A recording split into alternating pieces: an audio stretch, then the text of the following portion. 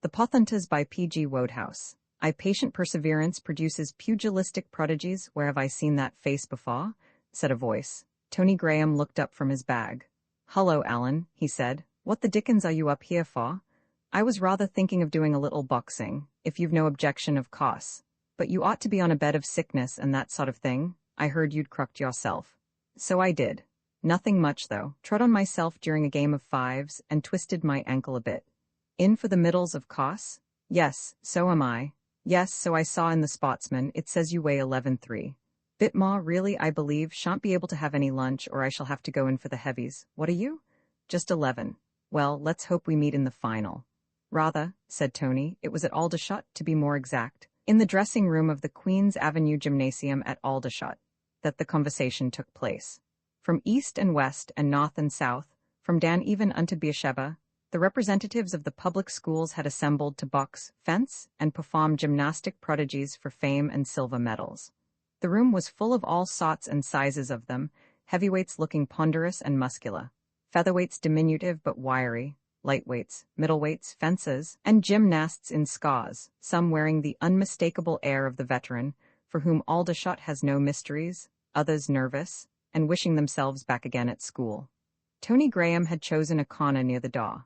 This was his first appearance at Aldershot. St. Austin's was his school, and he was by far the best middleweight there. But his doubts as to his ability to hold his own against all comers were extreme, nor were they lessened by the knowledge that his cousin, Alan Thompson, was to be one of his opponents. Indeed, if he had not been a man of mettle, he might well have thought that with Alan's advent his chances were at an end. Alan was at Rugby. He was the son of a baronet who owned many acres in Wiltshire, and held fixed opinions on the subject of the whole duty of man, who, he held, should be before anything else a sportsman. Both the Thompsons, Alan's brother Jim was at St. Austin's in the same house as Tony, were good at most forms of sport. Jim, however, had never taken to the art of boxing very kindly, but by way of compensation, Alan had skill enough for two. He was a splendid boxer, quick, neat, scientific. He had been up to Aldershot 3 times, once as a featherweight and twice as a lightweight, and each time he had returned with the silver medal. As for Tony, he was more a fighter than a sparrer. When he paid a visit to his uncle's house, he boxed with Alan daily, and invariably got the worst of it. Alan was too quick for him, but he was clever with his hands. His supply of pluck was inexhaustible, and physically he was as hard as nails. "Is your ankle all right again now?" he asked. "Pretty well. It wasn't much of a sprain. Interfered with my training a good bit, though. I ought by rights to be well under 11 stone. You're all right, I suppose." "Not bad. Boxing takes it out of you more than footer or a race. I was in good footer training long before I started to get fit for Aldershot, but I think I ought to get along fairly well. Any idea who's in against us?" "Harrow, Felsted, Wellington, that's all, I think." "St. Paul's?" "No." "Good, well, I hope your first man mops you up. I've a conscientious objection to scrapping with you." Alan laughed. "You'd be all right," he said, "if you weren't so beastly slow with your guard. Why don't you wake up? You hit like blazes. I think I shall start guarding 2 seconds before you lead. By the way, don't have any false delicacy about spoiling my aristocratic features. On the ground of relationship, you know." "Rather not. Let old acquaintance be forgot. I'm not Thompson for the present, I'm Rugby." "Just so, and I'm St. Austin's. Personally, I'm going for the knockout. You won't feel hurt." This was in the days before the headmasters' conference had abolished the knockout blow, and a boxer might still pay attentions to the point of his opponent's jaw with an easy conscience. "I probably shall if it comes off," said Alan. "I say, it occurs to me that we shall be weighing in a couple of minutes, and I haven't started to change yet." "Good. I've not brought evening dress or somebody else's footer clothes, as usually happens on these festive occasions." He was just pulling on his last boot when a gymnasium official appeared in the doorway. "Will all those who are entering for the boxing get ready for the weighing in, please?" he said, and a general exodus ensued. The weighing in at the public school's boxing competition is something in the nature of a religious ceremony, but even religious ceremonies come to an end, and after a quarter of an hour or so, Tony was weighed in the balance and found correct. He strolled off on a tour of inspection. After a time, he lighted upon the St. Austin's gym instructor, whom he had not seen since they had parted that morning, the one on his way to the dressing room, the other to the refreshment bar for a modest quencher. "Well, Mr. Graham?" "Hullo, Dawkins. What time does this show start? Do you know when the middleweights come on?" "Well, you can't say for certain. They may keep him back a bit, or they may make a start with them first thing. No, the lightweights are going to start. What number did you draw, sir? 1. Then you'll be in the first middleweight pair. That'll be after these two gentlemen. These two gentlemen, the first of the lightweights, were by this time in the middle of a Wamish opening round. Tony watched them with interest and envy.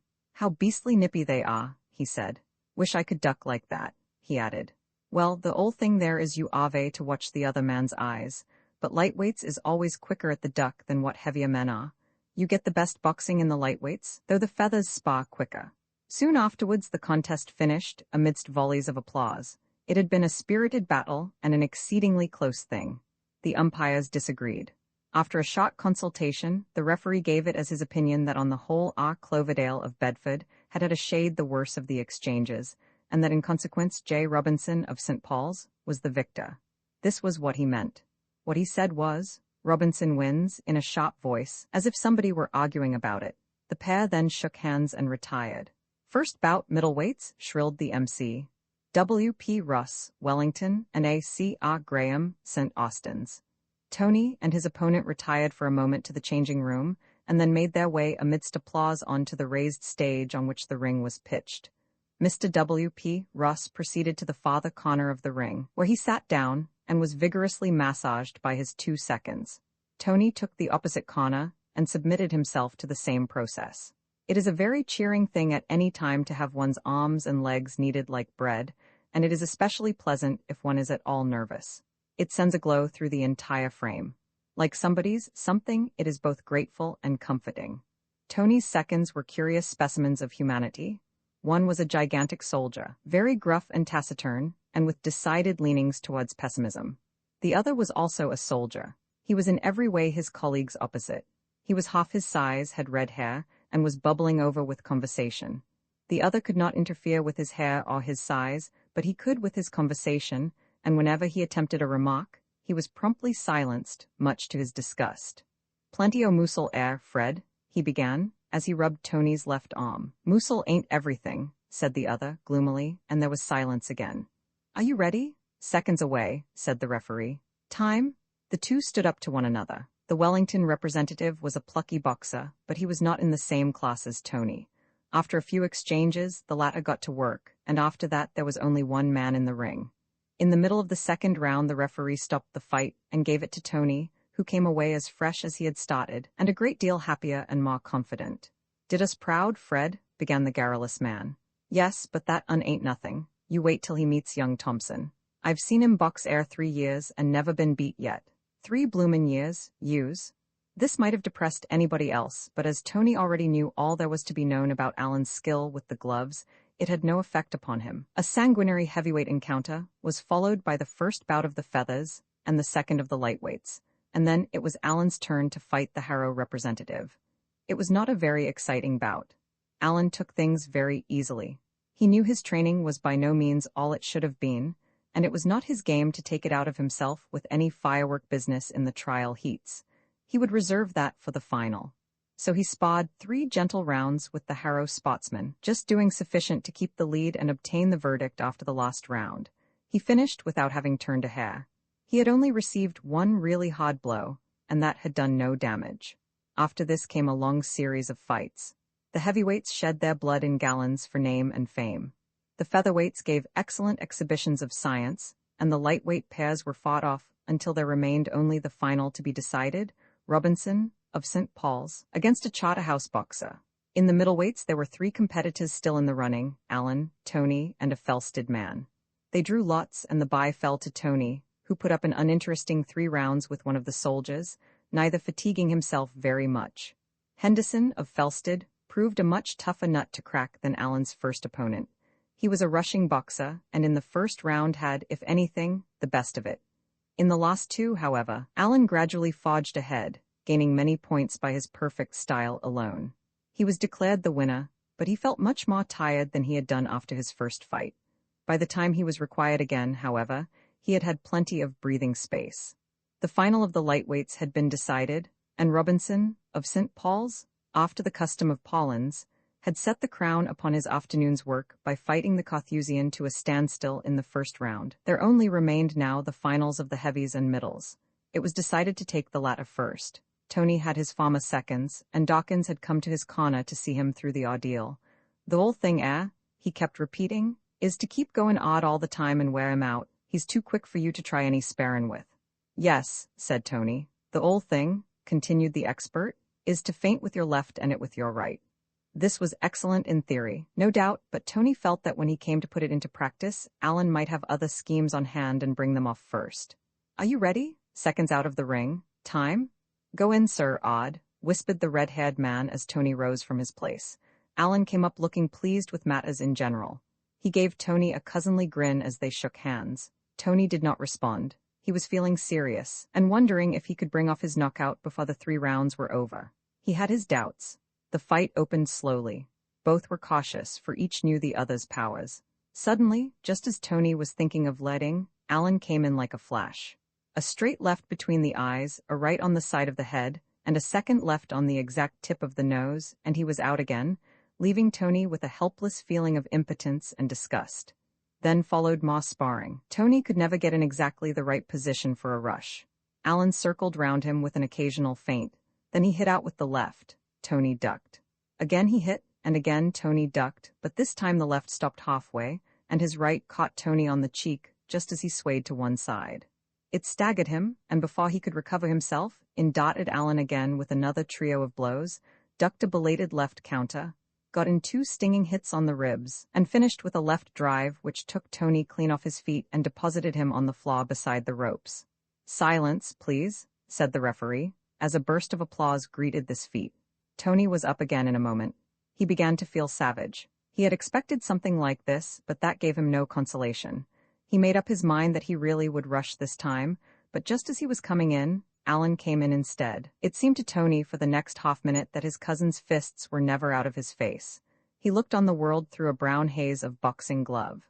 Occasionally, his hand met something solid which he took to be Alan, but this was seldom, and whenever it happened, it only seemed to bring him back again like a boomerang. Just at the most exciting point, time was called. The pessimist shook his head gloomily as he sponged Tony's face. "You must lead if you want to at him," said the garrulous man. "You're too slow. Go in at him, sir, with both hands and you'll be all right. Won't 'e, Fred?" "I said it 'ud be," was the only reply Fred would vouchsafe. Tony was half afraid the referee would give the fight against him without another round, but to his joy, time was duly called. He came up to the scratch as game as ever, though his head was singing. He meant to go in for all he was worth this round. And go in he did. Alan had managed, in performing a complicated maneuver, to place himself in a corner, and Tony rushed. He was sent out again with a flush hit on the face. He rushed again, and again met Alan's left. Then he got past, and in the confined space had it all his own way. Science did not tell here. Strength was the thing that scarred, hard half-arm smashes, left and right, at face and body, and the guard could look after itself. Alan uppercut him twice, but after that he was nowhere. Tony went in with both hands. There was a prolonged rally, and it was not until time had been called that Alan was able to extricate himself. Tony's blows had been mostly body blows, and very warm ones at that. "That's right, sir," was the comment of the red-headed second. "Keep 'em both going hard, and you'll win yet. You add 'em proper then. Add'n 'e, Fred?" And even the pessimist was obliged to admit that Tony could fight, even if he was not quick with his guard. Alan took the ring slowly. His want of training had begun to tell on him, and some of Tony's blows had landed in very tender spots. He knew that he could win if his wind held out, but he had misgivings. The gloves seemed to weigh down his hands. Tony opened the ball with a tremendous rush. Alan stopped him neatly. There was an interval while the two sparred for an opening. Then Alan feinted and dashed in. Tony did not hit him once. It was the first round over again. Left, right, and finally, as had happened before, a tremendously hot shot which sent him under the ropes. He got up, and again Alan darted in. Tony met him with a straight left. A rapid exchange of blows, and the end came. Alan lashed out with his left. Tony ducked sharply, and brought his right across with every ounce of his weight behind it, fairly on to the point of the jaw.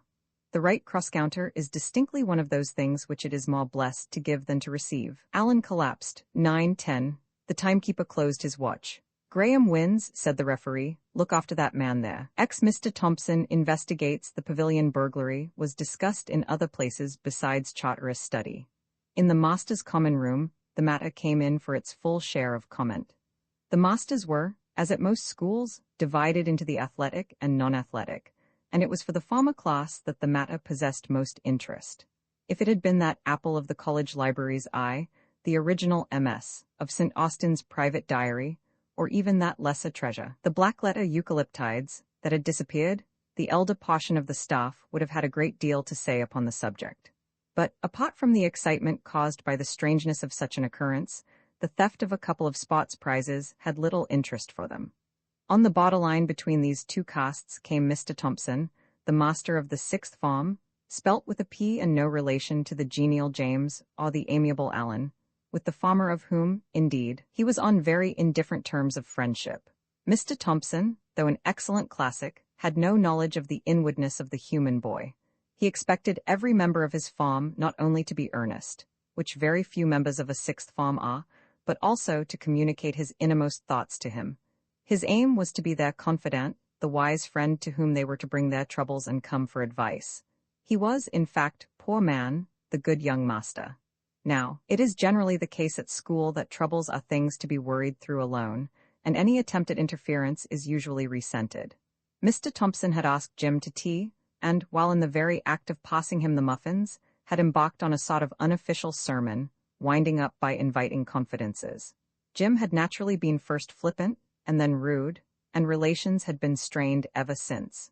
It must have been a professional, alleged Perkins, the master of the upper fourth. If it hadn't been for the fact of the money having been stolen as well as the cups, I should have put it down to one of our fellows. My dear Perkins, expostulated Merivale. My dear Merivale, my entire farm is capable of any crime except the theft of money.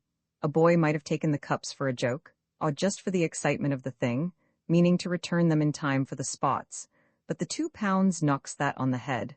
It must have been a professional. I always said that the pavilion was a very unsafe place in which to keep anything of value, said Mr. Thompson. You were profoundly right, Thompson, replied Perkins. You deserve a diploma. This business is rather in your line, Thompson, said Merivale. You must bring your powers to bear on the subject and scent out the criminal. Mr. Thompson took a keen pride in his powers of observation. He would frequently observe, like the lamented Sherlock Holmes, the vital necessity of taking notice of trifles. The daily life of a 6th form master at a big public school does not afford much scope for the practice of the detective art, but Mr. Thompson had once detected a piece of cribbing, when correcting some Latin proses for the master of the lower third, solely by the exercise of his powers of observation, and he had never forgotten it. He burned to add another scalp to his collection, and this pavilion burglary seemed peculiarly suited to his talents. He had given the matter his attention, and, as far as he could see, everything pointed to the fact that skilled hands had been at work. From 11 until 12:30 that day, the 6th were doing an unseen examination under the eye of the headmaster, and Mr. Thompson was consequently off duty. He took advantage of this to stroll down to the pavilion and make a personal inspection of the first room, from which what were left of the prizes had long been removed to a place of safety. He was making his way to the place where the groundman was usually to be found, with a view to obtaining the keys, when he noticed that the door was already open, and on going thither, he came upon Biffen, the groundman, in earnest conversation with a stranger. "Morning, sir," said the groundman. He was on speaking terms with most of the masters and all the boys. Then, to his companion, "This is Mr. Thompson, one of our masters."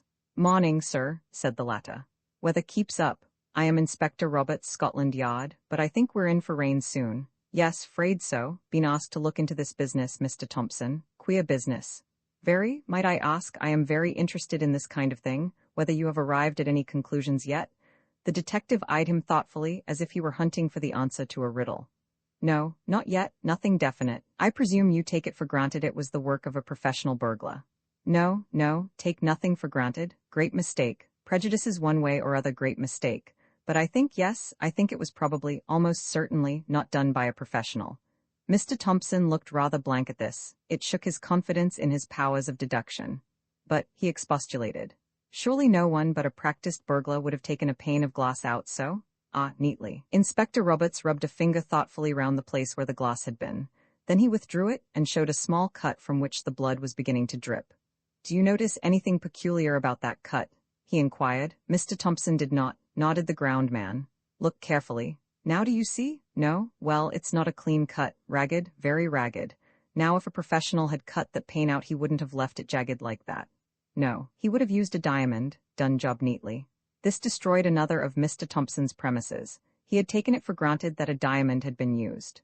Oh, he said, was that pane not cut by a diamond? What did the burglar use then? No, no diamond. Diamond would have left smooth surface, smooth as a razor edge. This is like a saw, amateurish work, can't say for certain, but probably done with a chisel. With a chisel? Surely not. Yes, probably with a chisel. Probably the man knocked the pane out with one blow, then removed all the glass so as to make it look like the work of an old hand. Very good idea, but amateurish. I am told that 3 cups have been taken. Could you tell me how long they had been in the pavilion? Mr. Thompson considered. Well, he said, of course it's difficult to remember exactly, but I think they were placed there soon after 1 o'clock the day before yesterday. Ah, and the robbery took place yesterday in the early morning, or the night before. Yes. Is the pavilion the usual place to keep the prizes for the spots? No, it is not. They were only put there temporarily. The bod room, where they are usually kept, and which is in the main buildings of the school, happened to be needed until the next day. Most of us were very much against leaving them in the pavilion, but it was thought that no harm could come to them if they were removed next day. But they were removed that night, which made a great difference, said Mr. Roberts, chuckling at his mild joke. I see. Then I suppose none outside the school knew that they were not in their proper place? I imagine not. Just so. Knocks the idea of professional work on the head. None of the regular trade can have known this room held so much silver for one night. No regular would look twice at a cricket pavilion under ordinary circumstances. Therefore, it must have been somebody who had something to do with the school. One of the boys, perhaps. Really, I do not think that probable. You can't tell. Never does to form hasty conclusions.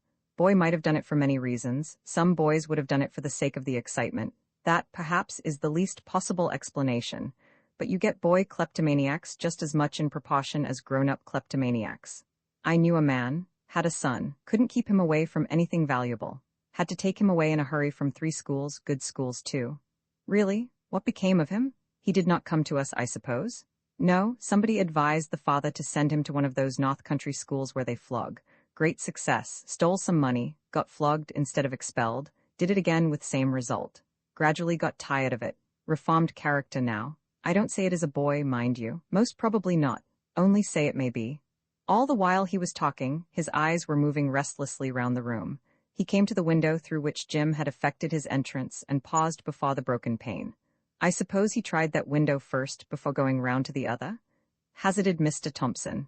Yes, most probably. Broke it, and then remembered that anyone at the windows of the boarding houses might see him, so left his job half done, and shifted his point of action. I think so, yes. He moved on again till he came to the other window. Then he gave vent to an excited exclamation and picked up a piece of caked mud from the sill as carefully as if it were some fragile treasure. Now, see this, he said. This was wet when the robbery was done. The man brought it in with him, on his boot, left it on the sill as he climbed in, got out in a hurry, startled by something. You can see he was startled and left in a hurry from the different values of the cups he took, and as he was going, put his hand on this. Left a clear impression. Good as plaster of Paris, very nearly. Mr. Thompson looked at the piece of mud, and there, sure enough, was the distinct imprint of the palm of a hand. He could see the larger of the lines quite clearly, and under a magnifying glass there was no doubt that more could be revealed. He drew in a long breath of satisfaction and excitement. Yes, said the detective. That piece of mud couldn't prove anything by itself, but bring it up at the end of a long string of evidence, and if it fits your man, it convicts him as much as a snapshot photograph would. Morning, sir, I must be going. And he retired, carrying the piece of mud in his hand, leaving Mr. Thompson in the full grip of the detective fever, hunting with might and main for more clues. After some time, however, he was reluctantly compelled to give up the search, for the bell rang for dinner, and he always lunched, as did many of the masters, in the great hall. During the course of the meal, he exercised his brains without pause in the effort to discover a fitting suspect. Did he know of any victim of kleptomania in the school? No, he was sorry to say he did not.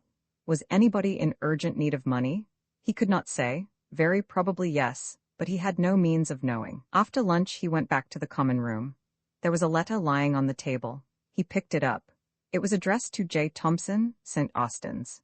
Now Mr. Thompson's Christian name was John. He did not notice the omission of the P until he had opened the envelope and caught a glimpse of the contents. The letter was so short that only a glimpse was needed, and it was not till he had read the whole that he realized that it was somebody else's letter that he had opened. This was the letter? Dear Jim, frantic haste. Can you let me have that £2 directly you come back? Beg, borrow, or steal it, I simply must have it. Yours ever, Alan. Roman 11, the spots weather at St. Austin's was as a rule a quaint but unpleasant solution of mud, hail, and iced rain. These were taken as a matter of course, and the school counted it as something gained when they were spared the usual cutting east wind. This year, however, occurred that invaluable exception which is so useful in proving rules. There was no gale, only a gentle breeze. The sun was positively shining, and there was a general freshness in the air which would have made a cripple cast away his crutches, and, after backing himself heavily both ways, enter for the stranger's 100 yards. Jim had wandered off alone. He was feeling too nervous at the thought of the coming mile, and all it meant to him to move in society for the present. Charteris, Welch, and Tony, going out shortly before lunch to inspect the track, found him already on the spot and in a very low state of mind. "Hullo, you chaps," he said dejectedly as they came up. "Hullo. Our James is preoccupied," said Charteris. "Why this jaundiced air, Jim? Look at our other Thompson over there." Our other Thompson was at that moment engaged in conversation with the headmaster at the opposite side of the field. "Look at him," said Charteris, prattling away as merrily as a little child to the old man. "You should take a lesson from him." "Look here, I say," said Jim, after a pause. "I believe there's something jolly queer up between Thompson and the old man, and I believe it's about me." "What on earth makes you think that?" asked Welch. "It's his evil conscience," said Charteris. No one who hadn't committed the awful crime that Jim has could pay the least attention to anything Thompson said. What does our friend Thucydides remark on the subject? Consia mens recti, nexi sinit est dolorum sed revocare gradum. Very well then. But why should you think anything's up? Asked Tony. Perhaps nothing is, but it's jolly fishy. You see Thompson and the old un pacing along there? Well, they've been going like that for about 20 minutes. I've been watching them. But you can't tell they're talking about you, Rotta, said Tony. For all you know, they may be discussing the exams. Or why the sea is boiling hot and whether pigs have wings, put in Charteris. Or anything, added Welch profoundly. Well, all I know is that Thompson's been doing all the talking, and the old man's been getting more and more riled. Probably Thompson's been demanding a rise of screw or asking for a small loan or something, said Charteris. How long have you been watching them? About 20 minutes. From here? Yes. Why didn't you go and join them? There's nothing like tact. If you were to go and ask the old man why the whale wailed or something after that style, it'd buck him up like a tonic. I wish you would. And then you could tell him to tell you all about it and see if you couldn't do something to smooth the wrinkles from his careworn brow and let the sunshine of happiness into his heart. He'd like it awfully. Would he? Said Jim grimly. Well, I got the chance just now. Thompson said something to him, and he spun round, saw me, and shouted Thompson. I went up and capped him, and he was starting to say something when he seemed to change his mind, and instead of confessing everything, he took me by the arm and said, No, Thompson, go away. It's nothing, I will send for you later. And did you knock him down? Asked Charteris. What happened? Said Welch. He gave me a shove as if he were putting the weight and said again, It's no matter. Go away, Thompson, now, so I went. And you've kept an eye on him ever since, said Charteris. Didn't he seem at all restive? I don't think he noticed me. Thompson had the flaw, and he was pretty well full up listening to him. I suppose you don't know what it's all about? Asked Tony. Must be this pavilion business. Now, my dear sweet cherub, said Charteris, don't you go and make an utter idiot of yourself and think you're found out and all that sort of thing. Even if they suspect you, they've got to prove it. There's no sense in your giving them a helping hand in the business. What you've got to do is to look normal. Don't overdo it or you'll look like a swashbuckler, and that'll be worse than underdoing it. Can't you make yourself look less like a convicted forger? For my sake? You really do look a bit off it, said Welch critically. As if you were sickening for the flu or something. Doesn't he, Tony? Rather, said that expert in symptoms. You simply must buck up, Jim, or Drake'll walk away from you. It's disappointing, said Charteris, to find a chap who can crack a crib as neatly as you can doubling up like this. Think how Charles Peace would have behaved under the circs. Don't disgrace him, poor man. Besides, said Jim, with an attempt at optimism, it isn't as if I'd actually done anything, is it? Just so, said Charteris. That's what I've been trying to get you to see all along. Keep that fact steadily before you, and you'll be all right. There goes the lunch bell, said Tony. You can always tell Merivale's bell in a crowd. William rings it as if he was doing it for his health. William, also known in criminal circles as the Moke, was the gentleman who served the house, in a perpetual grin and a suit of livery sizes too large for him, as a sort of butler. "He's an artist," agreed Charteris as he listened to the performance. "Does it as if he enjoyed it, doesn't he? Well, if we don't want to spoil Merivale's appetite by coming in at halftime, we might be moving." They moved accordingly. The spots were to begin at 2 o'clock with a series of 100 yards races, which commenced with the under-12. Cameron of Prater's a warm man for this, said those who had means of knowing, and culminated at about 1:15 with the open event, for which Welch was a certainty. By 1:15 the places round the ropes were filled, and more visitors were constantly streaming in at the 2 entrances to the school grounds, while in the center of the ring, the band of the local police force, the military being unavailable owing to exigencies of distance, were seating themselves with the grim determination of those who know that they are going to play the soldiers' chorus out of Faust. The band at the spots had played the soldiers' chorus out of Faust every year for decades past, and will in all probability play it for decades to come. The spots at St. Austin's were always looked forward to by everyone with the keenest interest, and when the day arrived, were as regularly voted slow. In all school spots there are too many foregone conclusions. In the present instance everybody knew, and none better than the competitors themselves, that Welch would win the quarter and 100. The high jump was an equal certainty for a boy named Reese in Halliday's house. Jackson, unless he were quite out of form, would win the long jump, and the majority of the other events had already been decided. The gem of the afternoon would be the mile, for not even the shrewdest judge of form could say whether Jim would beat Drake or Drake Jim. Both had done equally good times in practice, and both were known to be in the best of training. The adherents of Jim pointed to the fact that he had won the half off Drake, by a narrow margin, true, but still he had won it. The other side argued that a half-mile is no criterion for a mile, and that if Drake had timed his sprint better he would probably have won, for he had finished up far more strongly than his opponent. And so on the subject of the mile, public opinion was for once divided. The field was nearly full by this time. The only clear space outside the ropes was where the headmaster stood to greet and talk about the weather to such parents and guardians and other celebrities as might pass. This habit of his did not greatly affect the unattached members of the school, those whose parents lived in distant parts of the world and were not present on Sports Day, but to St. John's Brown, for instance, of the lower third, towing Mr. Brown, Sr., round the ring. It was a nervous ordeal to have to stand by while his father and the head exchanged polite commonplaces. He could not help feeling that there was just a chance, horrible thought, that the head, searching for something to say, might seize upon that little matter of broken bounds or shaky examination papers as a subject for discussion. He was generally obliged, when the interview was over, to conduct his parent to the shop by way of pulling his system together again, the latter, of course, paying. At intervals round the ropes Old Austinian No. 1 was meeting Old Austinian No. 2, whom he emphatically detested and had hoped to avoid, and was conversing with him in a nervous manner, the clearness of his replies being greatly handicapped by a feeling, which grew with the minutes, that he would never be able to get rid of him and go in search of Old Austinian No. 3, his bosom friend. At other intervals, present Austinians of tender years were maneuvering half companies of sisters, aunts, and mothers, and trying without much success to pretend that they did not belong to them. A pretense which came down heavily when one of the aunts addressed them as Willie or Phil, and wanted to know audibly if that boy who had just passed, the one person in the school whom they happened to hate and despise, was their best friend. It was a little trying, too, to have to explain in the middle of a crowd that the reason why you were not running in that race, the under 1300, by Jove, which ought to have been a gift to you, only, etc., was because you had been ignominiously knocked out in the trial heats. In short, the afternoon wore on. Welch won the 100 by 2 yards and the quarter by 20, and the other events fell in nearly every case to the favorite. The hurdles created something of a surprise. Jackson, who ought to have won, coming down over the last hurdle but 2, thereby enabling Dallas to pull off an unexpected victory by a couple of yards.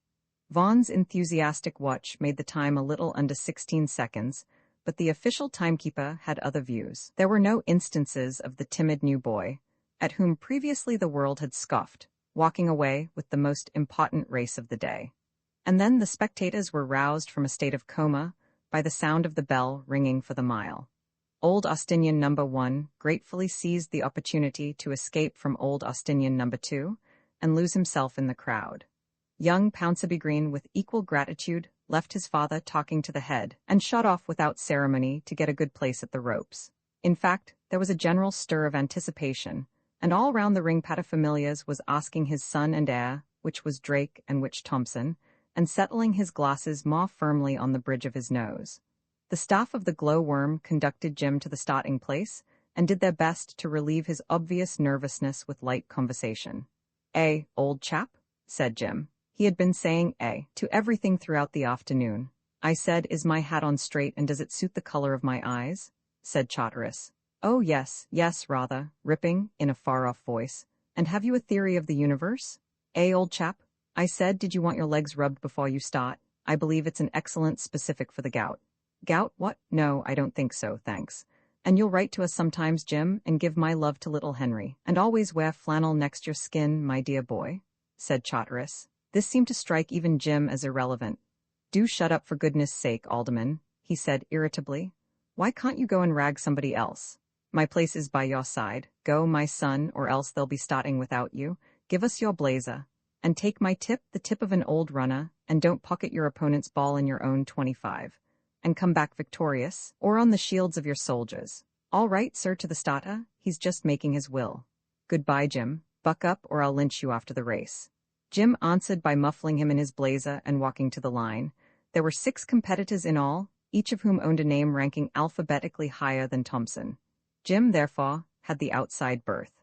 Drake had the one next to the inside, which fell to Adamson, the victim of the lost 2 pounds episode. Both Drake and Jim got off well at the sound of the pistol, and the pace was warm from the start. Jim evidently had his eye on the inside berth, and after half a lap had been completed, he got it, Drake falling back. Jim continued to make the running, and led at the end of the first lap by about 5 yards. Then came Adamson, followed by a batch of 3, and finally Drake, taking things exceedingly coolly, a couple of yards behind them. The distance separating him from Jim was little over a dozen yards. A roar of applause greeted the runners as they started on the second lap, and it was significant that while Jim's supporters shouted, "Well run," those of Drake were fain to substitute advice for approval and cry, "Go it." Drake, however, had not the least intention of going it, in the generally accepted meaning of the phrase. A yard or 2 to the rear meant nothing in the first lap, and he was running quite well enough to satisfy himself, with a nice, springy stride, which he hoped would begin to tell soon.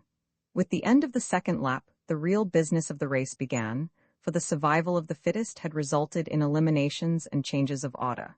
Jim still led, but now by only 8 or 9 yards. Drake had come up to second, and Adamson had dropped to a bad third. 2 of the runners had given the race up and retired, and the last man was a long way behind, and to all practical purposes, out of the running. There were only 3 laps, and as the last lap began, the pace quickened, fast as it had been before. Jim was exerting every particle of his strength. He was not a runner who depended overmuch on his final dash. He hoped to gain so much ground before Drake made his sprint as to neutralize it when it came. Adamson he did not fear, and now they were in the last 200 yards. Jim by this time some 30 yards ahead, but in great straits. Drake had quickened his pace and gained slowly on him. As they rounded the corner and came into the straight, the cheers were redoubled. It was a great race. Then, 50 yards from the tape, Drake began his final sprint. If he had saved himself before, he made up for it now. The gap dwindled and dwindled. Neither could improve his pace. It was a question whether there was enough of the race left for Drake to catch his man, or whether he had once more left his sprint till too late. Jim could hear the roars of the spectators, and the frenzied appeals of Merivale's house to him to sprint, but he was already doing his utmost. Everything seemed black to him, a black, surging mist, and in its center a thin white line, the tape. Could he reach it before Drake? Or would he collapse before he reached it? There were only 5 more yards to go now, and still he led. 4, 3, 2, then something white swept past him on the right, the white line quivered, snapped, and vanished, and he pitched blindly forward onto the turf at the trackside. Drake had won by a foot. Roman 12, an interesting interview for the rest of the afternoon. Jim had a wretched time. To be beaten after such a race by a foot, and to be beaten by a foot when victory would have cut the Gordian knot of his difficulties once and for all, was enough to embitter anybody's existence. He found it hard to accept the well-meant condolences of casual acquaintances, and still harder to do the right thing and congratulate Drake on his victory. A refinement of self-torture which is by custom expected of the vanquished in every branch of work or sport. But he managed it somehow, and he also managed to appear reasonably gratified when he went up to take his prize for the half-mile. Tony and the others, who knew what his defeat meant to him, kept out of his way, for which he was grateful. After lockup, however, it was a different matter, but by that time he was more ready for society. Even now, there might be some way out of the difficulty. He asked Tony's advice on the subject. Tony was perplexed. The situation was beyond his grip. "I don't see what you can do, Jim," he said, "unless the rugby chap'll be satisfied with £1 on account. It's a beastly business. Do you think your pater will give you your money all the same as it was such a close finish?" Jim thought not. In fact, he was certain that he would not, and Tony relapsed into silence as he tried to bring another idea to the surface. He had not succeeded when Charteris came in. "Jim," he said, "you have my sympathy. It was an awfully near thing, but I've got something more solid than sympathy. I will take a seat." "Don't rag, Charteris," said Tony. "It's much too serious." "Who's ragging, you rotter? I say I have something more solid than sympathy, and instead of giving me an opening, as a decent individual would, by saying, 'What? You accuse me of ragging. James, my son, if you will postpone your suicide for 2 minutes, I will a tale unfold. I have an idea.'" "Well, that's more like it. Now you are talking. We will start at the beginning. First, you want £1, so do I. Secondly, you want it before next Tuesday. Thirdly, you haven't it on you. How, therefore, are you to get it? As the song hath it, you don't know, they don't know, but now we come to the point, I do know."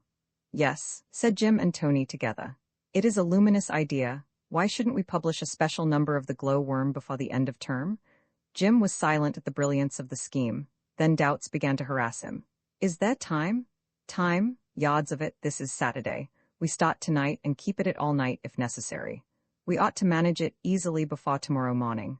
On Sunday we jelligraph it. It'll have to be a jelligraphed number this time. On Monday and Tuesday we sell it, and there you are." "How are you going to sell it?" "In the ordinary way at the shop." "Yes, I've arranged all that. All we've got to do is to write the thing. As the penalty for your sins, you shall take on most of it. I'll do the editorial. Welch is pegging away at the Spots account now, and I waylaid Jackson just before lockup and induced him by awful threats to knock off some verses. So we're practically published already." "It's grand," said Jim, "and it's awfully decent of you chaps to fag yourselves like this for me. I'll start on something now."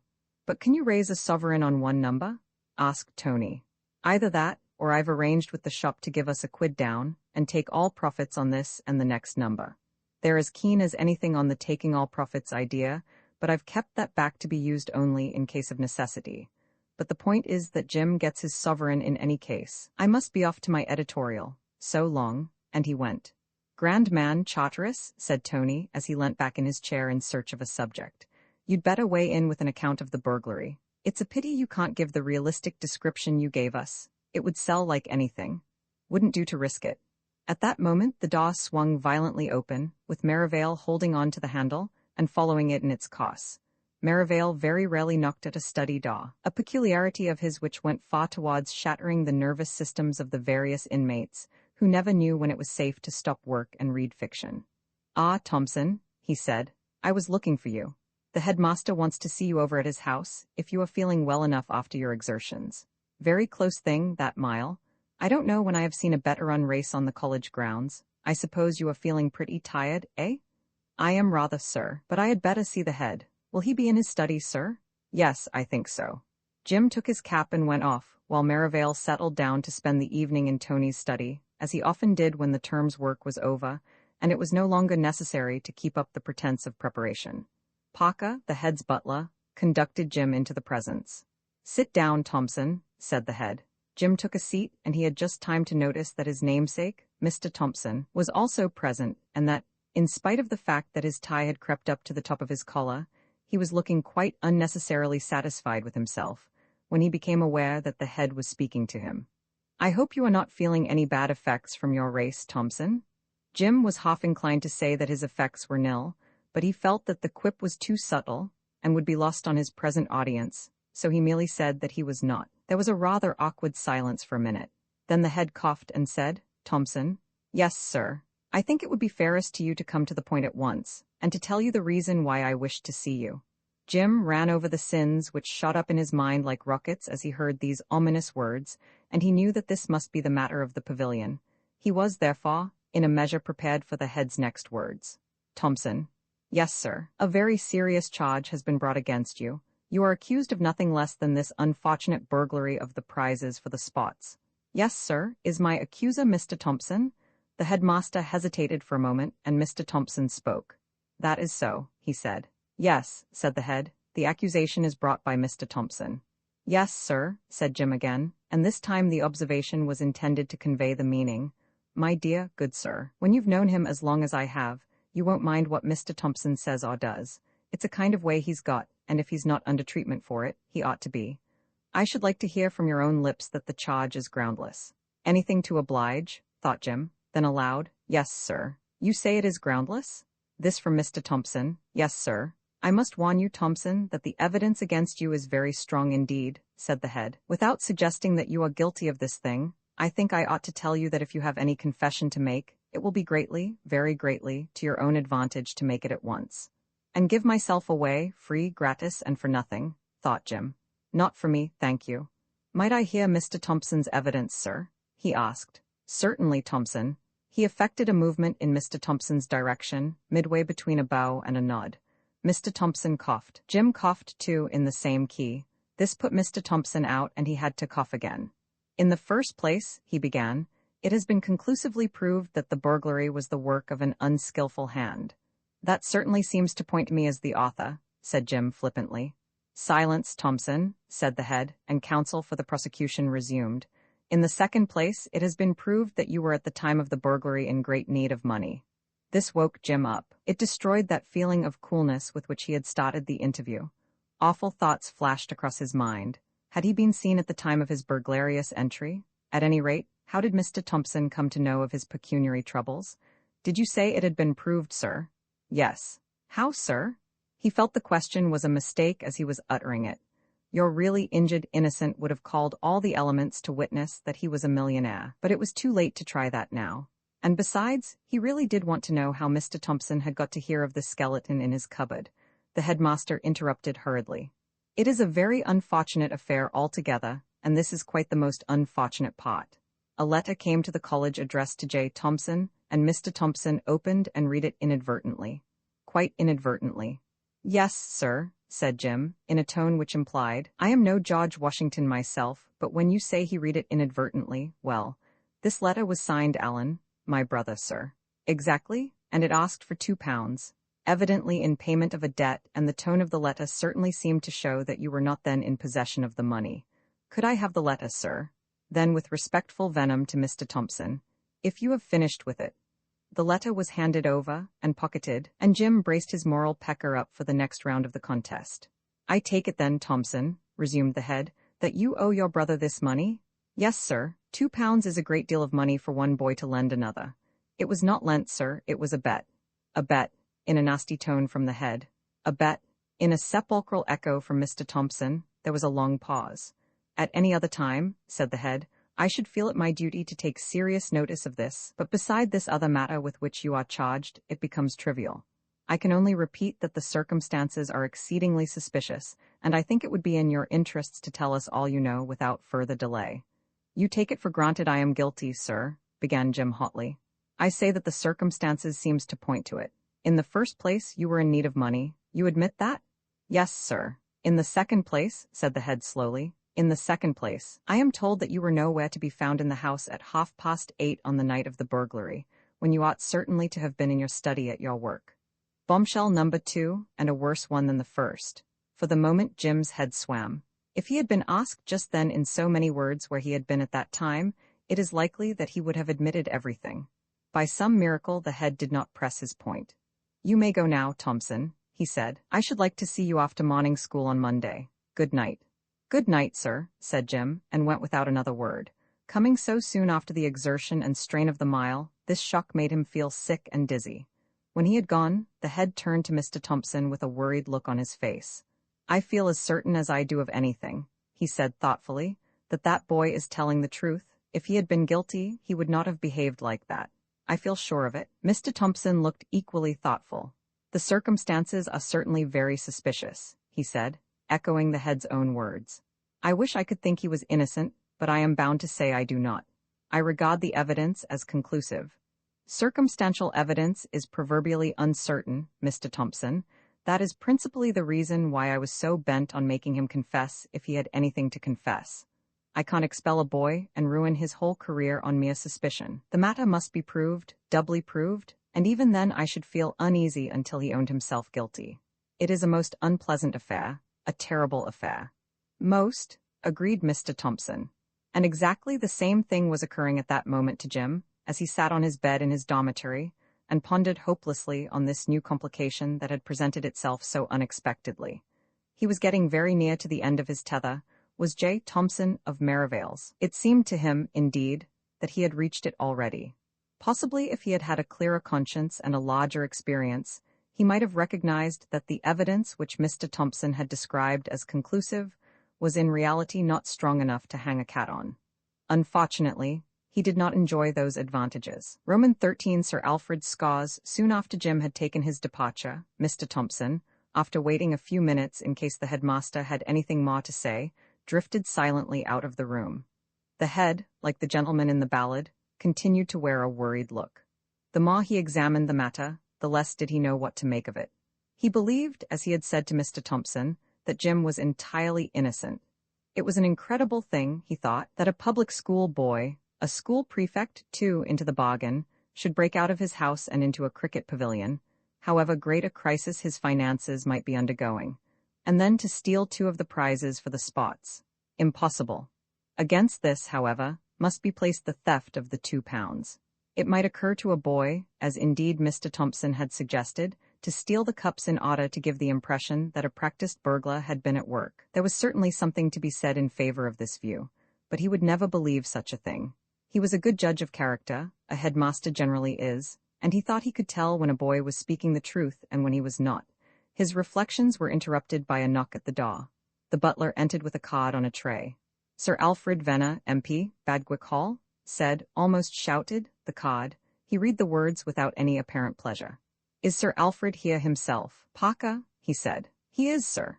The headmaster sighed inaudibly but very wearily.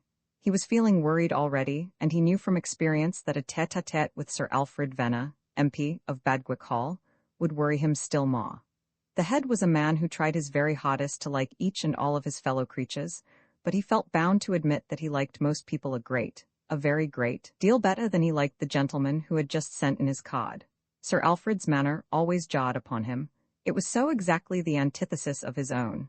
He was quiet and dignified, and addressed everybody alike, courteously. Sir Alfred was restless and fussy. His manner was always dictatorial and generally rude. When he had risen in the House to make his maiden speech, calling the attention of the speaker to what he described as a thorough draught, he had addressed himself with such severity to that official that a party of Siamese noblemen, who, though not knowing a word of English, had come to listen to the debate, had gone away with the impression that he was the Prime Minister. No wonder the headmaster sighed. "Show him in, Parker," said he resignedly. "Yes, sir." Parker retired, leaving the head to wonder what his visitor's grievance might be this time. Sir Alfred rarely called without a grievance, generally connected with the trespassing of the school on his land. "Good evening, Sir Alfred," he said, as his visitor whirled into the room. Oh, this sort of thing won't do, you know, Mr. Percival," said Sir Alfred fussily, adjusting a pair of gold pince-nez on his nose. The head's name, which has not before been mentioned, was the Reverend Herbert Percival, M.A. He had shivered at the sound of the "oh," which had preceded Sir Alfred's remark. He knew, as did other unfortunate people, that the great man was at his worst when he said, "Oh." In moments of comparative calm he said, "I can't put up with it, you know, Mr. Percival. It's too much, a great deal too much." "You refer to?" suggested the head with a patience that did him credit. "This eternal trespassing and tramping in and out of my grounds all day. You have been misinformed, I fear, Sir Alfred. I have not trespassed in your grounds for, a considerable time." The head could not resist this thrust. In his unregenerate varsity days, he had been a power at the Union, where many a foeman had exposed himself to a verbal counter from him with disastrous results. Now the fencing must be done with buttons on the foils. "You what?" "I don't follow you, Mr. Percival." "I understand you to reproach me for trespassing and tramping in and out of your grounds all day. Was that not your meaning?" Sir Alfred almost danced with impatience. No, no, no, you misunderstand me, you don't follow my drift. In that case, I beg your pardon. I gathered from the extreme severity of your attitude towards me that I was the person to whom you referred. No, no, no, I've come here to complain of your boys. It occurred to the head to ask if the complaint embraced the entire 600 of them, or merely referred to one of them, but he reflected that the longer he fenced, the longer his visitor would stay, and he decided, in spite of the illicit pleasure to be derived from the exercise, that it was not worthwhile. Ah, he said. Yes, continued Sir Alfred, my keepers tell me the woods were full of them, sir. The head suggested that possibly the keepers had exaggerated. Possibly they may have exaggerated, but that is not the point. The nuisance is becoming intolerable, Mr. Percival, perfectly intolerable. It is time to take steps. I have already done all that can be done. I have placed your land out of bounds, considerably out of bounds indeed, and I inflict the severest penalties when a breach of the rule is reported to me. It's not enough, it's not nearly enough. I can scarcely do more, I fear, Sir Alfred. There are more than 600 boys at St. Austin's, and it is not within my power to place them all under my personal supervision. Here the head, who had an eye to the humorous, conjured up a picture of 600 Austinians going for walks, 2 and 2, the staff posted at intervals down the procession, and himself bringing up the rear. He made a mental mem, to laugh when his visitor had retired. Said the baffled MP thoughtfully, adjusting his pince-nez once more. No, perhaps not, but, here he brightened up, you can punish them when they do trespass. That is so, Sir Alfred. I can and invariably do. Then punish that what's-his-name, Plunkett, I've got the name down somewhere. Yes, Plunkett, I thought so, punish Plunkett. Plunkett? Said the head, taken completely by surprise. He, in common with the rest of the world, had imagined Plunkett to be a perfect pattern of what should be. A headmaster, like other judges of character, has his failures. Plunkett, yes, that is the name, boy with spectacles. Good gracious, Mr. Percival, don't tell me the boy gave me a false name. No, his name is Plunkett. Am I to understand that he was trespassing on your land? Surely there is some mistake? The boy's a school prefect. Here it suddenly flashed upon his mind that he had used that expression before in the course of the day, on the occasion when Mr. Thompson first told him of his suspicions in connection with Jim. Why, Mr. Thompson, the boy's a school prefect, had been his exact words. School prefects had been in his eyes above suspicion. It is a bad day for a school when they are not so. Had that day arrived for St. Austin's? He asked himself. He may be a school prefect, Mr. Percival, but the fact remains that he is a trespasser, and ought from your point of view to be punished for breaking bounds. The head suddenly looked almost cheerful again. Of course, he said, of course, I thought that there must be an explanation. The rules respecting bounds, Sir Alfred, do not apply to school prefects, only to the rest of the school. Indeed? Said Sir Alfred. His tone should have warned the head that something more was coming, but it did not. He continued. Of course it was very wrong of him to trespass on your land, but I have no doubt that he did it quite unintentionally. I will speak to him, and I think I can guarantee that he will not do it again. Oh, said his visitor. That is very gratifying, I am sure. Might I ask, Mr. Percival, if school prefects at St. Austin's have any other privileges? The head began to look puzzled. There was something in his visitor's manner which suggested unpleasant possibilities. A few, he replied. They have a few technical privileges, which it would be a matter of some little time to explain. It must be very pleasant to be a prefect at St. Austin's, said Sir Alfred nastily. Very pleasant indeed. Might I ask, Mr. Percival, if the technical privileges to which you refer include smoking? The head started as if, supposing such a thing possible, someone had pinched him. He did not know what to make of the question. From the expression on his face, his visitor did not appear to be perpetrating a joke. No, he said sharply, they do not include smoking. I merely asked because this was found by my keeper on the boy when he caught him. He produced a small silver matchbox. The head breathed again. The reputation of the school prefect, though shaky, was still able to come up to the scratch. A matchbox is scarcely a proof that a boy has been smoking, I think, said he. Many boys carry matches for various purposes, I believe. I myself, though a non-smoker, frequently place a box in my pocket. For answer, Sir Alfred laid a bloated and exceedingly vulgar-looking plush tobacco pouch on the table beside the matchbox. That also, he observed, was found in his pocket by my keeper. He dived his hand once more into his coat. And also this, he said, and with the air of a card player who trumps his opponent's ace, he placed on the pouch a pipe. And to make the matter, if possible, worse, the pipe was not a new pipe. It was caked within and colored without, a pipe that had seen long service. The only mitigating circumstance that could possibly have been urged in favor of the accused, namely that of first offense, had vanished. "It is pleasant," said Sir Alfred with laborious sarcasm, "to find a trespasser doing a thing which has caused the dismissal of several keepers. Smoking in my woods I will not permit. I will not have my property burnt down while I can prevent it. Good evening, Mr. Percival." With these words he made a dramatic exit. For some minutes after he had gone the head remained where he stood, thinking. Then he went across the room and touched the bell. "Parker," he said, when that invaluable officer appeared, "go across to Mr. Wadd's house, and tell him I wish to see Plunkett. Say I wish to see him at once." "Yes, sir." After 10 minutes had elapsed, Plunkett entered the room, looking nervous. "Sit down, Plunkett." Plunkett collapsed into a seat. His eye had caught sight of the smoking apparatus on the table. The head paced the room, something after the fashion of the tiger at the zoo, whose clock strikes lunch.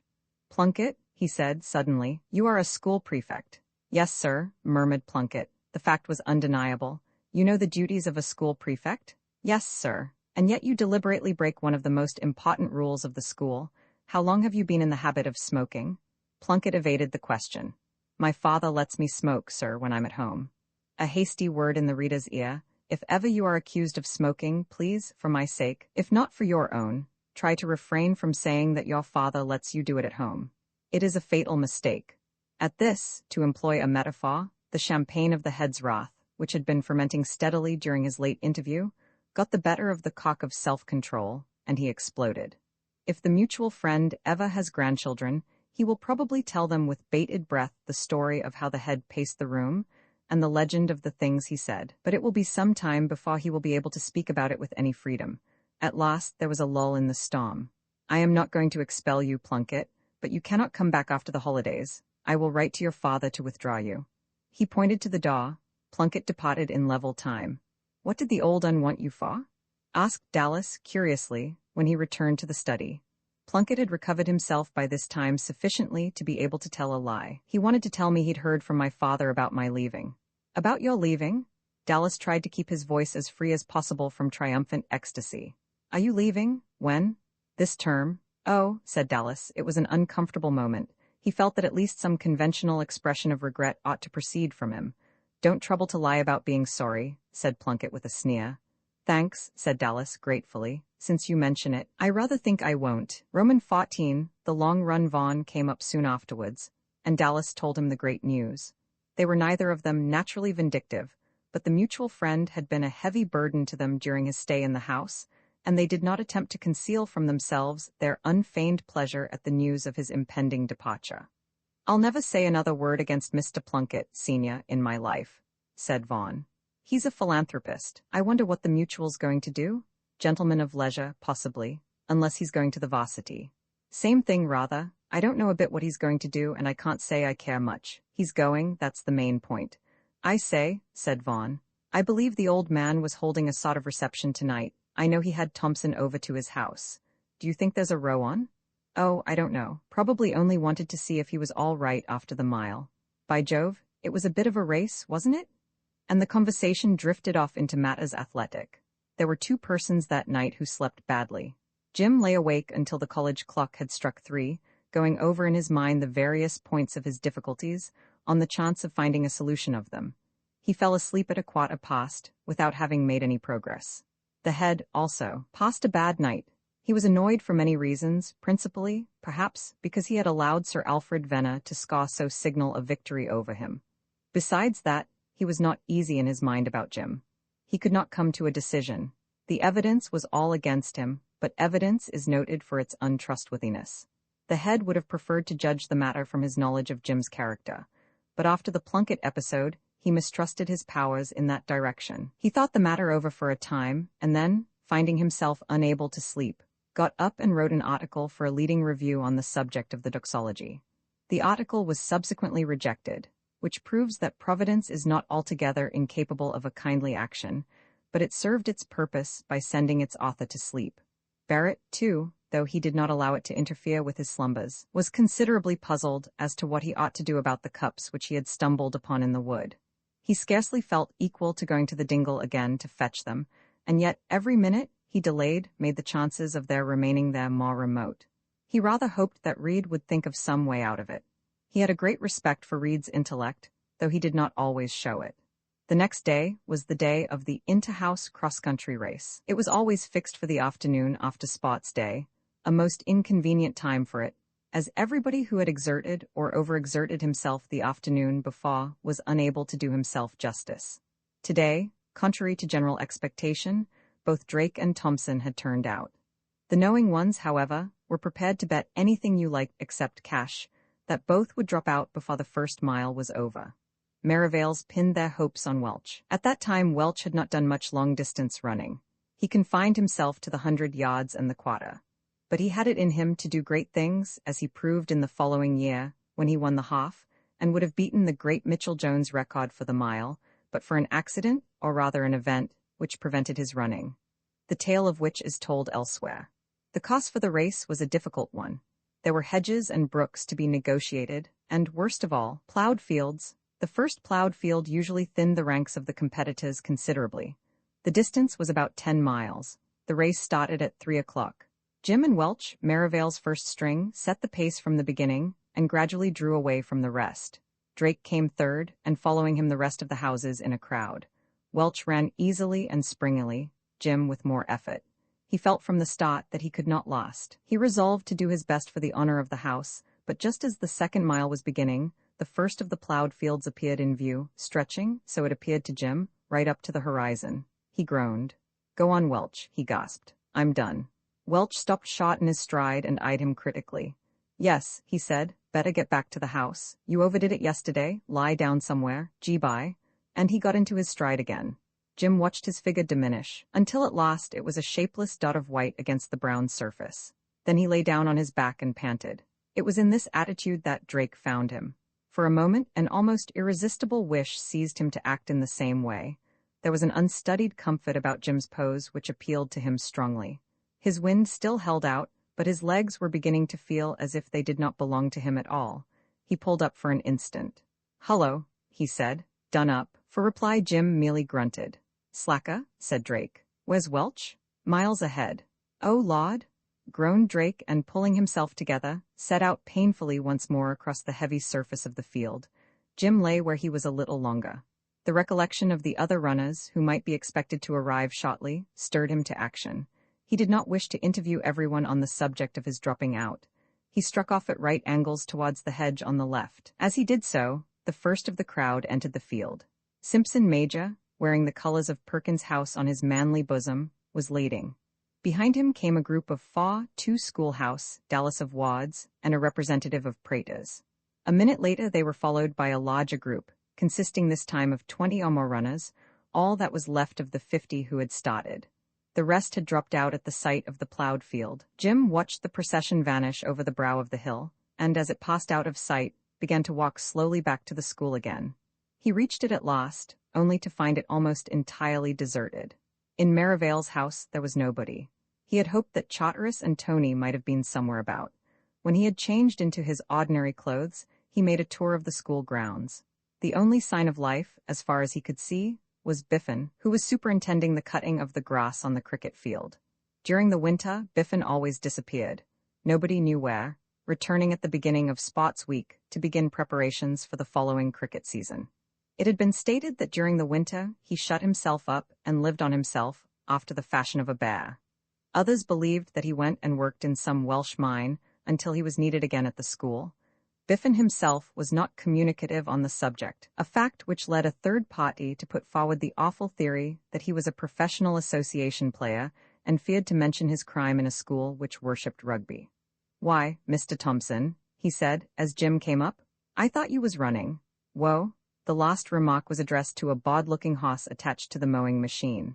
From the expression on its face, the animal evidently voted the whole process pure foolishness. He pulled up without hesitation, and Biffen turned to Jim again. "Surely they ain't come back yet," he said. "I have," said Jim. "I did myself up rather in the mile yesterday and couldn't keep up the pace. I dropped out at that awfully long plowed field by Parker's Spinney." Biffen nodded. "And who was winning, sir?" "Well, Welch was leading, the last I saw of it. Shouldn't wonder if he won either. He was going all right. I say, the place seems absolutely deserted. Isn't anybody about?" "Just what Mr. MacArthur was saying to me just this minute, sir." E went into the pavilion. Good, I'll go and hunt for him. Biffin clicked the blasé hoss into movement again. Jim went to the pavilion and met the babe coming down the steps. Hello, babe, I was looking for you. Hello, why aren't you running? Dropped out, come and have tea in my study. No, I'll tell you what, you come back with me. I've got rather a decent dog I want to show you. Only got him yesterday. Jim reveled in dogs, so he agreed instantly. The babe lived with his parents in a big house about a mile from the college, and in so doing was the object of much envy amongst those who had to put up with life at the houses. Jim had been to his home once or twice before, and had always had a very good time indeed there. The two strolled off. In another hour, the place began to show signs of life again. The school began to return by ones and twos, most of them taking up a position near the big gates. This was where the race was to finish. There was a straight piece of road about 200 yards in length before the high road was reached. It was a sight worth seeing when the runners, paced by their respective houses on each side of the road, swept round the corner and did their best to sprint with all that was left in them after 10 miles of difficult country. Suddenly, a distant shouting began to be heard. The leaders had been sighted. The noise increased, growing nearer and nearer, until at last it swelled into a roar, and a black mass of runners turned the corner. In the midst of the black was one white figure. Welch, as calm and unruffled as if he had been returning from a short trot to improve his wind. Merivales surged round him in a cheering mob. Welch simply disregarded them. He knew where he wished to begin his sprint, and he would begin it at that spot and no other. The spot he had chosen was well within 100 yards from the gates. When he reached it, he let himself go, and from the uproar, the crowd appeared to be satisfied. A long pause, and still none of the other runners appeared. 5 minutes went by before they began to appear. First Jones, of the schoolhouse, and Simpson, who raced every yard of the way, and finished in the order named, and then 3 of Philpot's house in a body. The rest dropped in at intervals for the next quarter of an hour. The headmaster always made a point of watching the finish of the cross-country run. Indeed, he was generally one of the last to leave. With the majority of the spectators, it was enough to see the first 5 safely in. The last man and lockup arrived almost simultaneously, and the head went off to a well-earned dinner. He had just finished this meal, and was congratulating himself on not being obliged to spend the evening in a series of painful interviews, as had happened the night before, when Parker, the butler, entered the room. "Well, Parker, what is it?" asked he. "Mr. Roberts, sir, wishes to see you." For a moment the head was at a loss. He could not recall any friend or acquaintance of that name. Then he remembered that Roberts was the name of the detective who had come down from London to look into the matter of the prizes. "Very well," he said, resignedly. "Show him into the study." Parker bowed and retired. The head, after an interval, followed him, and made his way to the study. Roman 15 Mr. Roberts explains Inspector Roberts was standing with his back to the door, examining a photograph of the college when the head entered. He spun round briskly. "Good evening, Mr. Roberts. Pray be seated. You wish to see me?" The detective took a seat. "This business of the cups, sir." "Ah," said the head. "Have you made any progress?" "Considerable. Yes, very considerable progress. I've found out who stole them." "You have?" cried the head. "Excellent. I suppose it was Thompson, then? I was afraid so." "Thompson, sir? That was certainly not the name he gave me. Stokes he called himself."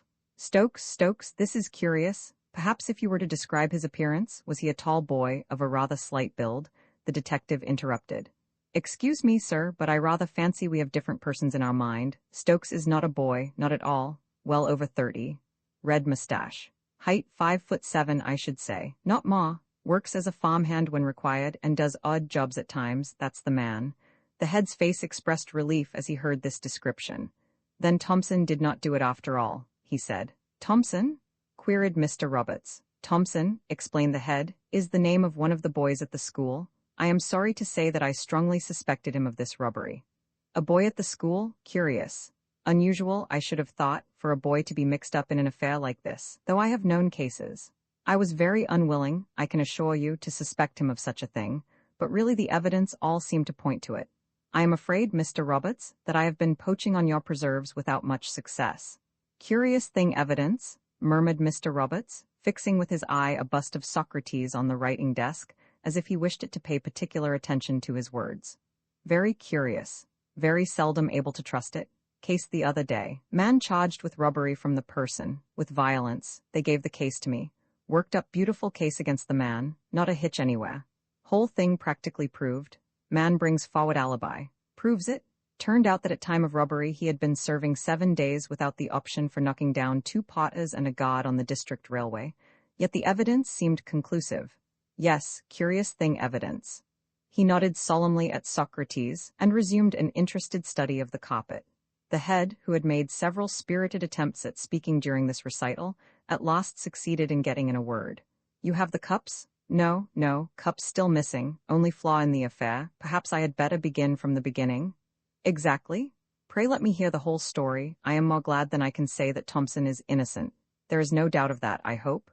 "Not the least, sir, not the very least. Stokes is the man." "I am very glad to hear it." The inspector paused for a moment, coughed, and drifted into his narrative. Saw at once it was not the work of a practiced burglar. First place, how could regular professional know that the cups were in the pavilion at all? Quite so. Second place, work very clumsily done. No neatness, not the professional touch at all. Tell it in a minute, no mistaking it. Very good. Must therefore have been amateur, this night only, and connected with school. Next question, who? Helped a little there by luck. Capital thing luck when it's not bad luck. Was passing by the village inn. You know the village inn, I dare say, sir. The head, slightly scandalized, explained that he was seldom in the village. The detective bowed and resumed his tale. As I passed the door, I ran into a man coming out, in a very elevated, not to say intoxicated, state. As a matter of fact, barely able to stand, reeled against wall and dropped handful of money. I lent helping hand and picked up his money for him. Not my place to arrest drunken men. Constables? No constable there, of course. Noticed as I picked the money up that there was a good deal of it. For ordinary rustic, a very good deal. Sovereign and plenty of silver. He paused, mused for a while, and went on again. Yes, sovereign, and quite 10 shillings worth of silver. Now the nature of my profession makes me a suspicious man. It struck me as curious, not to say remarkable, that such a man should have 30 shillings or more about him so late in the week. And then there was another thing. I thought I'd seen this particular man somewhere on the school grounds. Couldn't recall his face exactly, but just had a sort of general recollection of having seen him before. I happened to have a camera with me. As a matter of fact, I had been taking a few photographs of the place. Pretty place, sir. Very, agreed the head. You photograph yourself, perhaps? No, I do not. Ah, pity, excellent hobby. However, I took a snapshot of this man to show to somebody who might know him better than I did. This is the photograph. Drunk as a lord, is he not? He exhibited a small piece of paper. The head examined it gravely, and admitted that the subject of the picture did not appear to be ostentatiously sober. The sunlight beat full on his face, which wore the intensely solemn expression of the man who, knowing his own condition, hopes, by means of exemplary conduct, to conceal it from the world. The head handed the photograph back without further comment. I gave the man back his money, went on Mr. Roberts, and saw him safely start it again, and then I set to work to shadow him. Not a difficult job. He walked very slowly, and for all he seemed to care, the whole of Scotland Yard might have been shadowing him.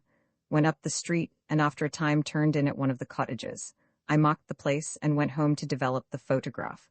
Took it to show the man who looks after the cricket field. Biffen? Just so, Biffen. Very intelligent man, given me a good deal of help in one way and another all along. Well, I showed it to him, and he said he thought he knew the face. Was almost certain it was one of the men at work on the grounds at the time of the robbery. Showed it to friend of his, the other ground man. He thought same. That made it as certain as I had any need for. Went off at once to the man's cottage, found him sober, and got the whole thing out of him. But not the cups. He had been meaning to sell them, but had not known where to go. Wanted combination of good price and complete safety. Very hard to find, so had kept cups hidden till further notice. Here the head interrupted. And the cups, where are they? "We," said the detective, slowly. "It is this way. We have only got his word to go on as regards the cups. This man, Stokes, it seems is a notorious poacher. The night after the robbery he took the cups out with him on an expedition in some woods that lie in the direction of Badgwick. I think Badgwick is the name. Badgwick, not Sir Alfred Venner's woods. Sir Alfred Venner it was, sir. That was the name he mentioned. Stokes appears to have been in the habit of visiting that gentleman's property pretty frequently. He had a regular hiding place, a sort of stall where he used to keep all the game he killed. He described the place to me. It is a big tree on the bank of the stream nearest the high road. The tree is hollow. One has to climb to find the opening to it. Inside are the cups and, I should say, a good deal of mixed poultry. That is what he told me, sir.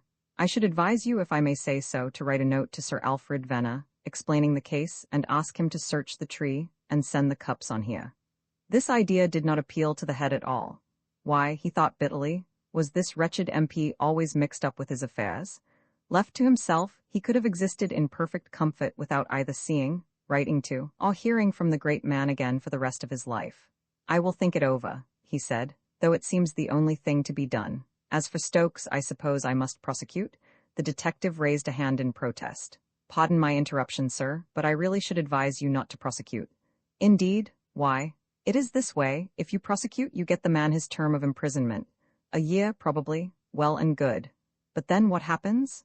After his sentence has run out, he comes out of prison an ex-convict, tries to get work. No good. Nobody will look at him. Asks for a job. People lock up their spoons and shout for the police. What happens then? Not being able to get work, tries another burglary. Being a clumsy hand at the game, gets caught again and sent back to prison, and so is ruined and becomes a danger to society. Now, if he is let off this time, he will go straight for the rest of his life. Run a mile to avoid a silver cup. He's badly scared, and I took the opportunity of scaring him more. Told him nothing would happen this time if the cups came back safely, but that he'd be watched ever afterwards to see he did not get into mischief. Of course he won't really be watched, you understand, but he thinks he will. Which is better, for it saves trouble.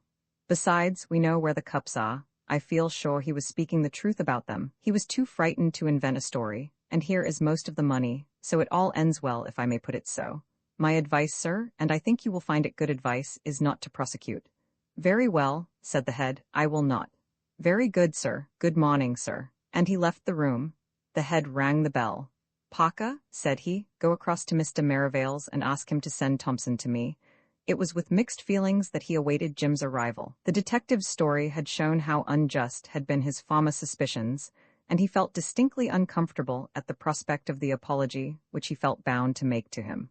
On the other hand, this feeling was more than equaled by his relief at finding that his faith in the virtue of the Genus school prefect, though at fault in the matter of Plunkett, was not altogether misplaced.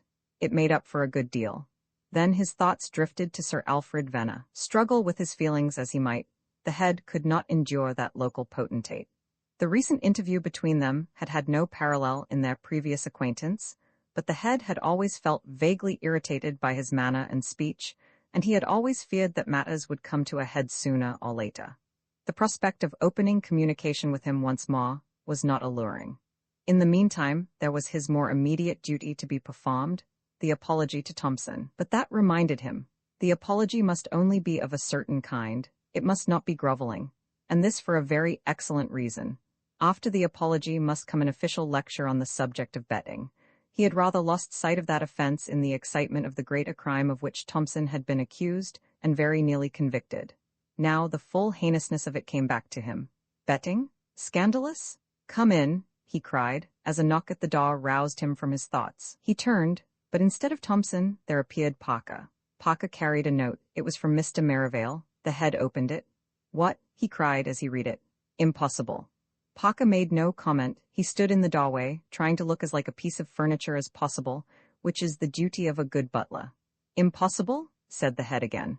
What Mr. Merivale had said in his note was this, that Thompson was not in the house and had not been in the house since lunchtime. He ought to have returned at 6 o'clock. It was now 8:30, and still there were no signs of him. Mr. Merivale expressed a written opinion that this was a remarkable thing, and the head agreed with him unreservedly. Roman 16, the disappearance of J. Thompson. Certainly the head was surprised. He read the note again. No, there was no mistake. Thompson is not in the house. There could be no two meanings about that. Go across to Mr. Merivale's, he said at last, and ask him if he would mind seeing me here for a moment. The butler bowed his head gently, but with more than a touch of pained astonishment. He thought the headmaster might show more respect for persons. A butler is not an errand boy. Sir? He said, giving the head a last chance, as it were, of realizing the situation. Ask Mr. Merivale to step over here for a moment. The poor man bowed once more. The phantom of a half-smoked cigar floated reproachfully before his eyes. He had lit it a quarter of an hour ago in fond anticipation of a quiet evening. Unless a miracle had occurred, it must be out by this time, and he knew as well as anybody else that a relighted cigar is never at its best. But he went, and in a few minutes Mr. Merivale entered the room. Sit down, Mr. Merivale, said the head. Am I to understand from your note that Thompson is actually not in the house? Mr. Merivale thought that if he had managed to understand anything else from the note, he must possess a mind of no common order, but he did not say so. No, he said. Thompson has not been in the house since lunchtime, as far as I know. It is a curious thing. It is exceedingly serious, exceedingly so, for many reasons. Have you any idea where he was seen last? Harrison in my house says he saw him at about 3 o'clock. Ah? According to Harrison, he was walking in the direction of Stapleton. Ah, well, it is satisfactory to know even as little as that. Just so. But Mace, he is in my house, too, declares that he saw Thompson at about the same time cycling in the direction of Badgwick. Both accounts can scarcely be correct. But, dear me, are you certain, Mr. Merivale? Merivale nodded to imply that he was. The head drummed irritably with his fingers on the arm of his chair. This mystery, coming as it did after the series of worries through which he had been passing for the last few days, annoyed him as much as it is to be supposed the last straw annoyed the proverbial camel. As a matter of fact, said Merivale, I know that Thompson started to run in the long race this afternoon. I met him going to the starting place, and advised him to go and change again. He was not looking at all fit for such a long run. It seems to me that Welch might know where he is. Thompson and he got well ahead of the others after the start, so that if, as I expect, Thompson dropped out early in the race, Welch could probably tell us where it happened. That would give us some clue to his whereabouts, at any rate. Have you questioned Welch? Not yet. Welch came back very tired, quite tired out, in fact, and went straight to bed. I hardly liked to wake him except as a last resource. Perhaps I had better do so now? I think you should most certainly. Something serious must have happened to Thompson to keep him out of his house as late as this. Unless, he stopped. Merivale looked up inquiringly. The head, after a moment's deliberation, proceeded to explain. I have made a very unfortunate mistake with regard to Thompson, Mr. Merivale. A variety of reasons led me to think that he had had something to do with this theft of the Spot's prizes. Thompson? Broke in Merivale incredulously. There was a considerable weight of evidence against him, which I have since found to be perfectly untrustworthy, but which at the time seemed to me almost conclusive. But surely, put in Merivale again, surely Thompson would be the last boy to do such a thing. Why should he? What would he gain by it? Precisely. I can understand that perfectly in the light of certain information which I have just received from the inspector, but at the time, as I say, I believed him guilty. I even went so far as to send for him and question him upon the subject. Now it has occurred to me, Mr. Merivale, you understand that I put it forward merely as a conjecture. It occurs to me that Thompson has run away, said Merivale bluntly. The head, slightly discomposed by this Sherlock Holmes-like reading of his thoughts, pulled himself together and said, Ah, just so. I think it very possible. I do not agree with you, said Merivale. I know Thompson well, and I think he is the last boy to do such a thing. He is neither a fool nor a coward, to put it shortly, and he would need to have a great deal of both in him to run away. The head looked slightly relieved at this. You, think so, he said. I certainly do. In the first place, where, unless he went home, would he run to? And as he would be going home in a couple of days in the ordinary course of things, he would hardly be foolish enough to risk expulsion in such a way. Mr. Merivale always rather enjoyed his straight talks with the headmaster. Unlike most of his colleagues, he stood in no awe of him whatever. He always found him ready to listen to sound argument, and, what was better, willing to be convinced. It was so in this case. Then I think we may dismiss that idea, said the head with visible relief. The idea of such a scandal occurring at St. Austin's had filled him with unfeigned horror. And now I think it would be as well to go across to your house and hear what Welch has to say about the matter. Unless Thompson returns soon, and it is already past 9 o'clock, we shall have to send out search parties. 5 minutes later Welch, enjoying a sound beauty sleep, began to be possessed of a vague idea that somebody was trying to murder him. His subsequent struggles for life partially woke him, and enabled him to see dimly that 2 figures were standing by his bed. Yes, he murmured sleepily, turning over onto his side again, and preparing to doze off. The shaking continued. This was too much. Look here, said he fiercely, sitting up. Then he recognized his visitors. As his eye fell on Merivale, he wondered whether anything had occurred to bring down his wrath upon him. Perhaps he had gone to bed without leave, and was being routed out to read at prayers or do some work. No, he remembered distinctly getting permission to turn in. What then could be the matter? At this point he recognized the headmaster, and the last mists of sleep left him.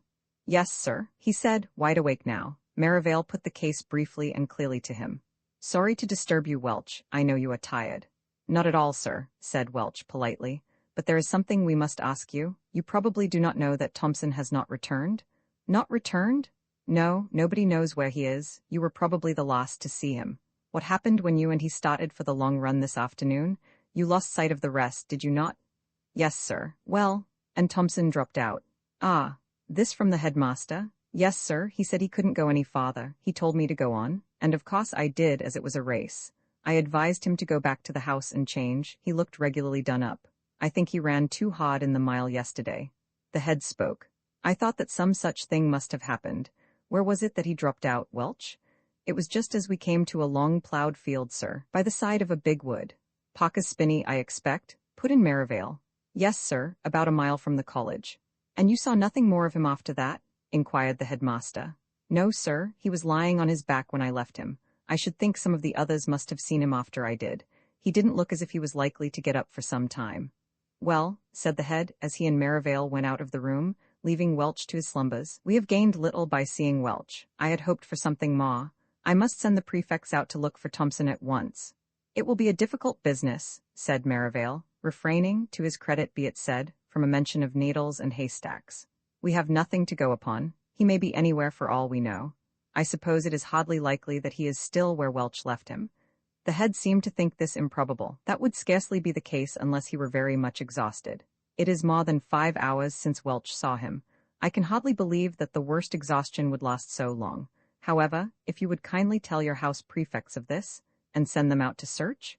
Yes, we must do all we can. Tell them to begin searching where Thompson was last seen. I will go round to the other houses. Dear me, this is exceedingly annoying. Exceedingly so. Merivale admitted that it was, and having seen his visitor out of the house, went to the studies to speak to his prefects. He found Charteris and Tony together in the farmer's sanctum. Has anything been heard about Thompson, sir? Said Tony as he entered. That is just what I want to see you about. Graham, will you go and bring the rest of the prefects here? Now, he said, as Tony returned with Swift and Daintree, the 2 remaining house prefects, you all know, of course, that Thompson is not in the house. The headmaster wants you to go and look for him. Welch seems to have been the last to see him, and he left him lying in a ploughed field near Parker's Spinney. You all know Parker's Spinney, I suppose? Yes, sir. Then you had better begin searching from there. Go in 2s if you like, or singly. Don't all go together. I want you all to be back by 11. All got watches? Yes, sir. Good. You'd better take lanterns of some sort. I think I can raise a bicycle lamp each, and there is a good moon. Look everywhere, and shout as much as you like. I think he must have sprained an ankle or something. He is probably lying somewhere unable to move, and too far away from the road to make his voice heard to anyone. If you start now, you will have just an hour and a half. You should have found him by then. The prefects from the other houses will help you. Daintree put in a pertinent question. How about trespassing, sir? Oh, go where you like. In reason, you know. Don't go getting the school mixed up in any unpleasantness, of course, but remember that your main object is to find Thompson. You all understand? Yes, sir. Very good, then start at once. By Jove, said Swift when he had gone, what an unholy rag. This suits yours truly. Poor old Jim, though. I wonder what the deuce has happened to him. At that very moment the headmaster, leaving Philpot's house to go to Prater's, was wondering the same thing. In spite of Mr. Merivale's argument, he found himself drifting back to his former belief that Jim had run away. What else could keep him out of his house more than 3 hours after lock-up? And he had had some reason for running away, for the Consia Mens Recti, though an excellent institution in theory, is not nearly so useful an ally as it should be in practice. The head knocked at Prater's door, pondering darkly within himself. Romans 17 will proceed to search for Thompson if he be above the ground. How sweet the moonlight sleeps on yonder haystack, observed Charteris poetically, as he and Tony, accompanied by Swift and Daintree, made their way across the fields to Parker's Spinney. Each carried a bicycle lamp, and at irregular intervals each broke into piercing yells, to the mock discomfort of certain birds roosting in the neighborhood, who burst noisily from the trees and made their way with visible disgust to quieter spots. There's one thing, said Swift, we ought to hear him if he yells on a night like this. A yell ought to travel about a mile. Suppose we try one now, said Charteris. Now, a concerted piece andante in 6/8 time. Ready? The next moment the stillness of the lovely spring night was shattered by a hideous uproar. RSVP, said Charteris to space in general as the echoes died away, but there was no answer, though they waited several minutes on the chance of hearing some sound that would indicate Jim's whereabouts. If he didn't hear that, observed Tony, He can't be within 3 miles, that's a cert. We'd better separate, I think. They were at the ploughed field by Paka's spinney now. Anybody got a coin? Asked Daintree. Let's toss for directions. Charteris produced a shilling. My ewe lamb, he said. Tails it was. Charteris expressed his intention of striking westward and drawing the spinney. He and Tony made their way thither, Swift and Daintree moving off together in the opposite direction. This is jolly rum, said Tony, as they entered the spinney. I wonder where the deuce the man has got to? Yes, it's beastly serious, really, but I'm hanged if I can help feeling as if I were out on a picnic. I suppose it's the night air. I wonder if we shall find him. Not the slightest chance, in my opinion. There's not the least good in looking through this forsaken spinney. Still, we'd better do it. Yes, don't make a row, we're trespassing. They moved on in silence. Halfway through the wood, Charteris caught his foot in a hole and fell. Hurt? Said Tony. Only in spirit, thanks. The absolute dashed foolishness of this is being rapidly borne in upon me, Tony. What is the good of it? We shan't find him here. Tony put his foot down upon these opinions with exemplary promptitude. We must go on trying. Hang it all, if it comes to the worst, it's better than frowsting indoors. Tony, you're a philosopher. Lay it on, Macduff. Tony was about to do so when a farm appeared in front of him, blocking the way. He flashed his lamp at the farm, and the farm, prefacing its remarks with a good, honest swear word, of a variety peculiar to that part of the country, requested him, without any affectation of ceremonious courtesy, to take his something or other lamp out of the farm's what's-its-named face, and state his business briefly. Surely I know that voice, said Charteris. Archibald, my long-lost brother. The keeper failed to understand him and said so tersely. Can you tell me, went on Charteris, if you have seen such a thing as a boy in this spinney lately? We happen to have lost one.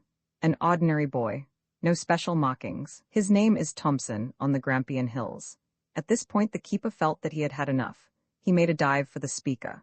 Charteris dodged behind Tony, and his assailant, not observing this, proceeded to lay violent hands upon the latter, who had been standing waiting during the conversation. Let go, you fool, cried he. The keeper's hand had come smartly into contact with his left eye, and from there had taken up a position on his shoulder. In reply the keeper merely tightened his grip. I'll count 3, said Tony, and the keeper's hand shifted to his collar. All right then, said Tony between his teeth. He hit up with his left at the keeper's wrist. The hand on his collar loosed its grip. Its owner rushed, and as he came, Tony hit him in the pots about the 3rd waistcoat button with his right. He staggered and fell. Tony hit very hard when the spirit moved him. Come on, man, said Charteris quickly. Before he gets his wind again, we mustn't be booked trespassing. Tony recognized the soundness of the advice. They were out of the spinney in 2 minutes. Now, said Charteris, let's do a steady double to the road. This is no place for us. Come on, you man of blood. When they reached the road they slowed down to a walk again. Charteris laughed. I feel just as if we'd done a murder somehow.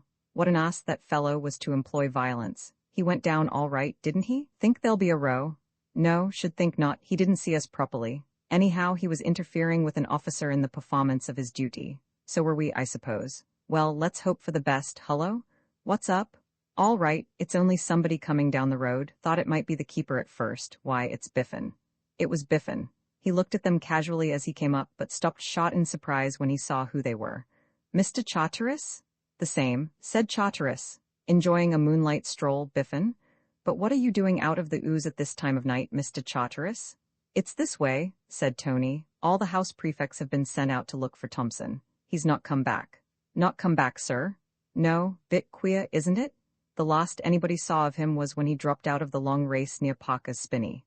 I seen him later than that, Mr. Graham. He come onto the grounds while I was mowing the cricket field. Not really. When was that? Alf past 4 nearly. What became of him? He went off with Mr. MacArthur. Mr. MacArthur took him off home with him, I think, sir. By Jove, said Charteris with enthusiasm. Now we are on the track. Thanks awfully, Biffin. I'll remember you in my will. Come on, Tony. Where are you going now? Babe's place, of course. The babe holds the clue to this business. We must get it out of him. Night, Biffin. Good night, sir. Arrived at the babe's residence, they rang the bell, and in the interval of waiting for the door to be opened, listened with envy to certain sounds of revelry which filtered through the windows of a room to the right of the porch. The babe seems to be making a night of it, said Charteris. Oh, as the servant opened the door, can we see Mr. MacArthur, please? The servant looked doubtful on the point. There's company tonight, sir. I knew he was making a night of it, said Charteris to Tony. It's not Mr. MacArthur we want to see. It's dash it, what's the babe's name? Robert, I believe, wouldn't swear to it. Mr. Robert, is he in? It seemed to Charteris that the form of this question smacked of Ollendorff. He half expected the servant to say, no, but he has the mackintosh of his brother's cousin. It produced the desired effect, however, for after inviting them to step in, the servant disappeared, and the babe came on the scene, wearing a singularly prosperous expression, as if he had dined well. "Hullo, you chaps," he said. "Sir to you," said Charteris. "Look here, babe, we want to know what you have done with Jim.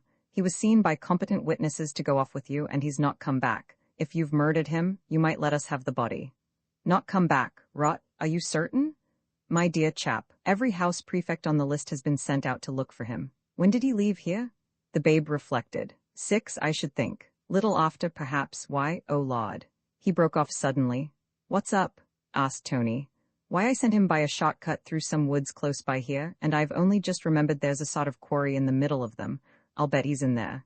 "Great Scott, man, what sort of a quarry?" I like the calm way the babe talks of sending unsuspecting friends into quarries. "Deep?" "Not very, thank goodness. Still, if he fell down he might not be able to get up again, especially if he'd hurt himself at all. Half a second. Let me get on some boots and I'll come out and look. Shan't be long." When he came back, the three of them set out for the quarry. "There you are," cried the babe, with an entirely improper pride in his voice, considering the circumstances. "What did I tell you?" Out of the darkness in front of them came a shout. They recognized the voice at once as Jim's. Tony uttered a yell of encouragement and was darting forward to the spot from which the cry had come when the babe stopped him. "Don't do that, man," he said. "You'll be over yourself if you don't look out. It's quite close here." He flashed one of the lamps in front of him. The light fell on a black opening in the ground, and Jim's voice sounded once more from the bowels of the earth, this time quite close to where they stood. "Jim," shouted Charteris, "where are you?" "Hullo," said the voice. "Who's that? You might lug me out of here." "Are you hurt?" "Twisted my ankle." "How far down are you?" "Not far, 10 feet about. Can't you get me out?" "Half a second," said the babe. "I'll go and get help. You chaps had better stay here and talk to him." He ran off. "How many of you are there up there?" asked Jim. "Only Tony and myself," said Charteris. "Thought I heard somebody else." "Oh, that was the babe. He's gone off to get help." "Oh, when he comes back, wring his neck and heave him down here," said Jim. "I want a word with him on the subject of shortcuts. I say, is there much excitement about this?" "Rather. All the house prefects are out after you. We've been looking in Parker's spinney, and Tony was reluctantly compelled to knock out a keeper who tried to stop us. You should have been there. It was a rag." "Wish I had been. Hullo, is that the babe come back?" It was. The babe, with his father and a party of friends arrayed in evening dress. They carried a ladder amongst them. The pungent remarks Jim had intended to address to the babe had no opportunity of active service. It was not the babe who carried him up the ladder, but 2 of the dinner party. Nor did the babe have a hand in the carrying of the stretcher. That was done by as many of the evening dress brigade as could get near enough. They seemed to enjoy it. One of them remarked that it reminded him of South Africa, to which another replied that it was far more like a party of policemen gathering in an early drunk in the Marylebone Road. The procession moved on its stately way to the babe's father's house, and the last Tony and Charteris saw of Jim, he was the center of attraction, and appeared to be enjoying himself very much. Charteris envied him, and did not mind saying so. "Why can't I smash my ankle?" he demanded indignantly of Tony. He was nearing Section 5, Subsection 3, of his discourse when they reached Merivale's gates. It was after 11, but they felt that the news they were bringing entitled them to be a little late. Charteris brought his arguments to a premature end, and Tony rang the bell. Merivale himself opened the door to them. "Roman 18, in which the affairs of various persons are wound up well," he said. "You're rather late. Any luck?" "We've found him, sir," said Tony. "Really? That's a good thing. Where was he?" "He'd fallen down a sort of quarry place near where MacArthur lives. MacArthur took him home with him to tea and sent him back by a shortcut, forgetting all about the quarry, and Thompson fell in and couldn't get out again." "Is he hurt?" "Only twisted his ankle, sir." "Then where is he now?" "They carried him back to the house." "MacArthur's house?" "Yes, sir." "Oh, well, I suppose he will be all right then. Graham, just go across and report to the headmaster, will you? You'll find him in his study." The head was immensely relieved to hear Tony's narrative. After much internal debate he had at last come to the conclusion that Jim must have run away, and he had been wondering how he should inform his father of the fact. "You are certain that he is not badly hurt, Graham?" he said, when Tony had finished his story. "Yes, sir, it's only his ankle."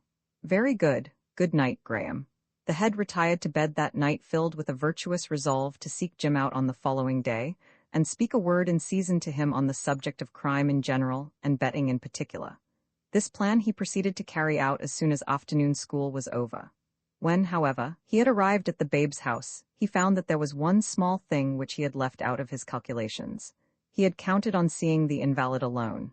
On entering the sick room, he found there Mrs. MacArthur, looking as if she intended to remain where she sat for several hours, which, indeed, actually was her intention, and Miss MacArthur, whose face and attitude expressed the same, only, if anything, more so. The fact was that the babe, a very monument of resource on occasions, had, as he told Jim, given them the tip not to let the old man get at him, unless he absolutely chucked them out, you know. When he had seen the headmaster approaching, he had gone hurriedly to Jim's room to mention the fact, with excellent results. The head took a seat by the bed, and asked, with a touch of nervousness, after the injured ankle. This induced Mrs. MacArthur to embark on a disquisition concerning the ease with which ankles are twisted, from which she drifted easily into a discussion of rugby football, its merits and demerits. The head, after several vain attempts to jerk the conversation into other grooves, gave it up, and listened for some 10 minutes to a series of anecdotes about various friends and acquaintances of Mrs. MacArthur's who had either twisted their own ankles or known people who had twisted theirs. The head began to forget what exactly he had come to say that afternoon. Jim lay and grinned covertly through it all. When the head did speak, his first words roused him effectually. "I suppose, Mrs. MacArthur, your son has told you that we have had a burglary at the school?" "Hang it," thought Jim, "this isn't playing the game at all. Why talk shop, especially that particular brand of shop here?" He wondered if the head intended to describe the burglary, and then spring to his feet with a dramatic wave of the hand towards him, and say, "There, Mrs. MacArthur, is the criminal. There lies the viper on whom you have lavished your hospitality, the snaky and systematic serpent you have been induced by underhand means to pity. Look upon him, and loathe him. He stole the cups." "Yes, indeed," replied Mrs. MacArthur. "I have heard a great deal about it. I suppose you have never found out who it was that did it." Jim lay back resignedly. After all, he had not done it, and if the head liked to say he had, well, let him. He didn't care. "Yes, Mrs. MacArthur, we have managed to discover him." "And who was it?" asked Mrs. MacArthur, much interested. "Now for it," said Jim to himself. "We found that it was a man living in the village, who had been doing some work on the school grounds. He had evidently noticed the value of the cups, and determined to try his hand at appropriating them. He is well known as a poacher in the village, it seems. I think that for the future he will confine himself to that industry, for he is hardly likely ever to shine as a professional housebreaker. No. Oh, well, that must be a relief to you, I am sure, Mr. Percival. These poachers are a terrible nuisance. They do frighten the birds so." She spoke as if it were an unamiable eccentricity on the part of the poachers, which they might be argued out of, if the matter were put before them in a reasonable manner. The head agreed with her and rose to go. Jim watched him out of the room and then breathed a deep, satisfying breath of relief. His troubles were at an end. In the meantime Barrett, who, having no inkling as to the rate at which affairs had been progressing since his visit to the dingle, still imagined that the secret of the hollow tree belonged exclusively to Reed, himself, and one other, was much exercised in his mind about it. Reed candidly confessed himself baffled by the problem. Give him something moderately straightforward, and he was all right. This secret society and dark lantern style of affair was, he acknowledged, beyond him, and so it came about that Barrett resolved to do the only thing he could think of, and go to the head about it. But before he had come to this decision, the head had received another visit from Mr. Roberts, as a result of which the table where Sir Alfred Venner had placed Plunkett's pipe and other accessories so dramatically during a previous interview, now bore another burden, the missing cups. Mr. Roberts had gone to the dingle in person, and, by adroit use of the divinity which hedges a detective, had persuaded a keeper to lead him to the tree where, as Mr. Stokes had said, the cups had been deposited. The head's first act, on getting the cups, was to send for Welch, to whom by right of conquest they belonged. Welch arrived shortly before Barrett. The head was just handing him his prizes when the latter came into the room. It speaks well for Barrett's presence of mind that he had grasped the situation and decided on his line of action before Welch went, and the head turned his attention to him. "Well, Barrett?" said the head. "If you please, sir," said Barrett blandly. "May I have leave to go to Stapleton?" "Certainly, Barrett. Why do you wish to go?" This was something of a poser, but Barrett's brain worked quickly. I wanted to send a telegram, sir. Very well, but with suspicion. Why did you not ask Mr. Philpott? Your housemaster can give you leave to go to Stapleton. I couldn't find him, sir. This was true, for he had not looked. Ah, very well. Thank you, sir. And Barrett went off to tell Reed that in some mysterious manner the Cups had come back on their own account. When Jim had congratulated himself that everything had ended happily, at any rate as far as he himself was concerned, he had forgotten for the moment that at present he had only £1 to his credit instead of the 2 which he needed. Charteris, however, had not. The special number of the glowworm was due on the following day, and Jim's accident left a considerable amount of copy to be accounted for. He questioned Tony on the subject. "Look here, Tony, have you time to do any more stuff for the glowworm?" "My dear chap," said Tony, "I've not half done my own bits. Ask Welch. I asked him just now. He can't. Besides, he only writes at about the rate of 1 word a minute, and we must get it all in by tonight at bedtime. I'm going to sit up as it is to telegraph it. What's up?" Tony's face had assumed an expression of dismay. "Why," he said, "Great Scott, I never thought of it before. If we telegraph it, our handwriting will be recognized, and that will give the whole show away." Charteris took a seat and faced this difficulty in all its aspects. The idea had never occurred to him before, and yet it should have been obvious. "I'll have to copy the whole thing out in copperplate," he said desperately at last. "My aunt, what a job." "I'll help," said Tony. "Welch will too, I should think, if you ask him. How many jelly machine things can you raise?" "I've got 3, 1 for each of us. Wait a bit, I'll go and ask Welch." Welch, having first ascertained that the matter really was a pressing one, agreed without hesitation. He had objections to spoiling his sleep without reason, but in moments of emergency he put comfort behind him. "Good," said Charteris when this had been settled. "Be here as soon as you can after 11. I tell you what, we'll do the thing in style and brew. It oughtn't to take more than an hour or so. It'll be rather a rag than otherwise." "And how about Jim's stuff?" asked Welch. "I shall have to do that, as you can't. I've done my own bits. I think I'd better start now." He did, and with success. When he went to bed at 10:30, the glowworm was ready in manuscript. Only the copying and printing remained to be done. Charteris was out of bed and in the study just as 11 struck. Tony and Welch, arriving half an hour later, found him hard at work copying out an article of topical interest in a fair, round hand, quite unrecognizable as his own. It was an impressive scene. The gas had been cut off, as it always was when the house went to bed, and they worked by the light of candles. Occasionally Welch, breathing heavily in his efforts to make his handwriting look like that of a member of a bod school, second standard, blew one or more of the candles out, and the others grunted fiercely. That was all they could do, for evident reasons, a vow of silence had been imposed. Charteris was the first to finish. He leant back in his chair, and the chair, which at a reasonable hour of the day would have endured any treatment, collapsed now with a noise like a pistol shot. "Now you've done it," said Tony, breaking all rules by speaking considerably above a whisper. Welch went to the door and listened. The house was still. They settled down once more to work. Charteris lit the spirit lamp and began to prepare the meal. The others toiled painfully on it their round hand. They finished almost simultaneously. "Not another stroke do I do," said Tony, "till I've had something to drink. Is that water boiling yet?" It was at exactly 2:15 that the work was finished.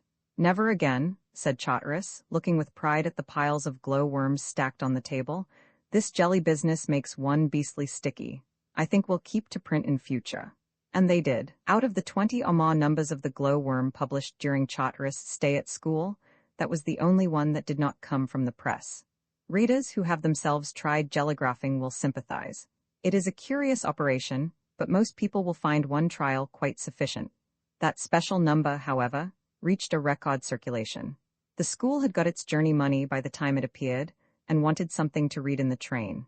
Jim's pound was raised with ease. Charteris took it round to him at the babe's house, together with a copy of the special number. "By Jove," said Jim. "Thanks awfully. Do you know, I'd absolutely forgotten all about the glowworm. I was to have written something for this number, wasn't I? And considering the circumstances, that remark, as Charteris was at some pains to explain to him at the time, contained, when you came to analyze it, more cynical immorality to the cubic foot than any other half-dozen remarks he, Charteris, had ever heard in his life. It passes out of the realm of the merely impudent," he said, with a happy recollection of a certain favorite author of his, and soars into the boundless empyrean of pure cheek. Roman 2 thieves break in and steal.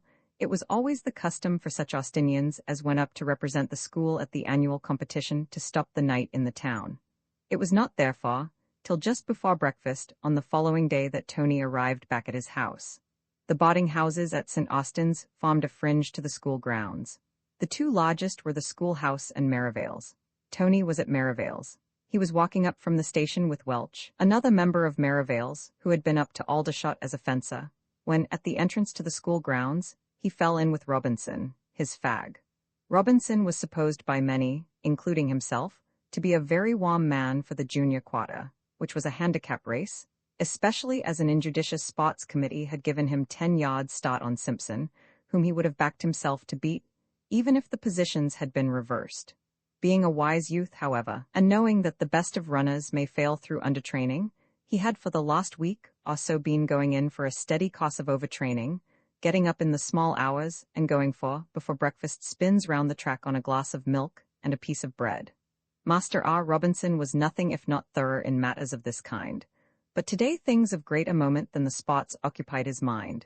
He had news. He had great news. He was bursting with news, and he hailed the approach of Tony and Welch with pleasure. With any other leading light of the school, he might have felt less at ease, but with Tony it was different. When you have underdone a fellow's eggs and overdone his toast and eaten the remainder for a term or two, you begin to feel that mere social distinctions and differences of age no longer form a barrier. Besides, he had news which was absolutely fresh, news to which no one could say pityingly, "What, have you only just heard that?" "Hullo, Graham," he said. "Have you come back?" Tony admitted that he had. Jolly good for getting the middles. A telegram had, of course, preceded Tony. "I say, Graham, do you know what's happened? There'll be an awful row about it. Someone's been and broken into the pav." "Rot, how do you know?" "There's a pane taken clean out. I booked it in a second as I was going past to the track." "Which room?" "First 15. The window facing away from the houses." "That's rum," said Welch. "Wonder what a burglar wanted in the first room. Isn't even a hairbrush there generally." Robinson's eyes dilated with honest pride. This was good. This was better than he had looked for. Not only were they unaware of the burglary, but they had not even an idea as to the recent event which had made the first room so fit a hunting ground for the burgling industry. There are few pleasures keener than the pleasure of telling somebody something he didn't know before. "Great Scott," he remarked. "Haven't you heard?" "No, of course you went up to Aldershot before they did it." "By Jove." "Did what?" "Why, they shunted all the spots prizes from the bod room to the pav, and shot 'em into the first room. I don't suppose there's one left now. I should like to see the old man's face when he hears about it. Good mind to go and tell him now, only he'd have a fit. Jolly exciting, though, isn't it?" "Well," said Tony, "of all the absolutely idiotic things to do, fancy pudding, there must have been at least £50 worth of silver and things. Fancy going and leaving all that overnight in the pav." "Rotten," agreed Welch. "Wonder whose idea it was." "Look here, Robinson," said Tony, "you'd better buck up and change or you'll be late for brecca. Come on, Welch, we'll go and inspect the scene of battle." Robinson trotted off and Welch and Tony made their way to the pavilion. There, sure enough, was the window, or rather the absence of window. A pane had been neatly removed, evidently in the orthodox way by means of a diamond. "May as well climb up and see if there's anything to be seen," said Welch. "All right," said Tony. "Give us a leg up, right-ho? By Jove, I'm stiff. See anything?" "No, there's a cloth sort of thing covering what I suppose are the prizes. I see how the chap, whoever he was, got in. You've only got to break the window, draw a couple of bolts, and there you are. Shall I go in and investigate?" "Better not. It's rather the thing, I fancy, in these sorts of cases, to leave everything just as it is." "Rum business," said Tony, as he rejoined Welch on terra firma. "Wonder if they'll catch the chap. We'd better be getting back to the house now. It struck the quarter years ago." When Tony, some 20 minutes later, shook off the admiring crowd who wanted a full description of yesterday's proceedings and reached his study, he found there James Thompson, brother to Alan Thompson, as the playbills say. Jim was looking worried. Tony had noticed it during breakfast and had wondered at the cause. He was soon enlightened. "Hullo, Jim," said he. "What's up with you this morning? Feeling chippy?" No, I'm all right. I'm in a beastly hole, though. I wanted to talk to you about it." "Weigh in then. We've got plenty of time before school." "It's about this Aldershot business. How on earth did you manage to lick Alan like that?" "I thought he was a cert." "Yes, so did I. The old thing there, as Dawkins 'ud say, was I knocked him out. It's the sort of thing that's always happening. I wasn't in it at all except during the second round when I gave him beans rather in one of the corners. My aunt, it was warm while it lasted. First round, I didn't hit him once. He was better than I thought he'd be, and I knew from experience he was pretty good. Yes, you look a bit bashed. Yes, feel it too, but what's the row with you? Just this. I had a couple of quid on Alan and the rotter goes and gets licked. Good Lord, whom did you bet with? With Alan himself. Mean to say Alan was crook enough to bet against himself? He must have known he was miles better than anyone else in. He's got 3 medals there already. No, you see his bet with me was only a hedge. He'd got 5 to 4 or something in quids on with a chap in his house at rugby on himself. He wanted a hedge because he wasn't sure about his ankle being all right. You know he hurt it, so I gave him 4 to 1 in half sovereigns. I thought he was a cert, with apologies to you. Don't mention it, so he was a cert. It was only the merest fluke I managed to out him when I did. If he'd hung on to the end, he'd have won easy. He'd been scoring points all through. I know, so the sportsman says, just like my luck. I can't see what you want to bet at all for. You're bound to come a mucka sooner or later. Can't you raise the 2 quid?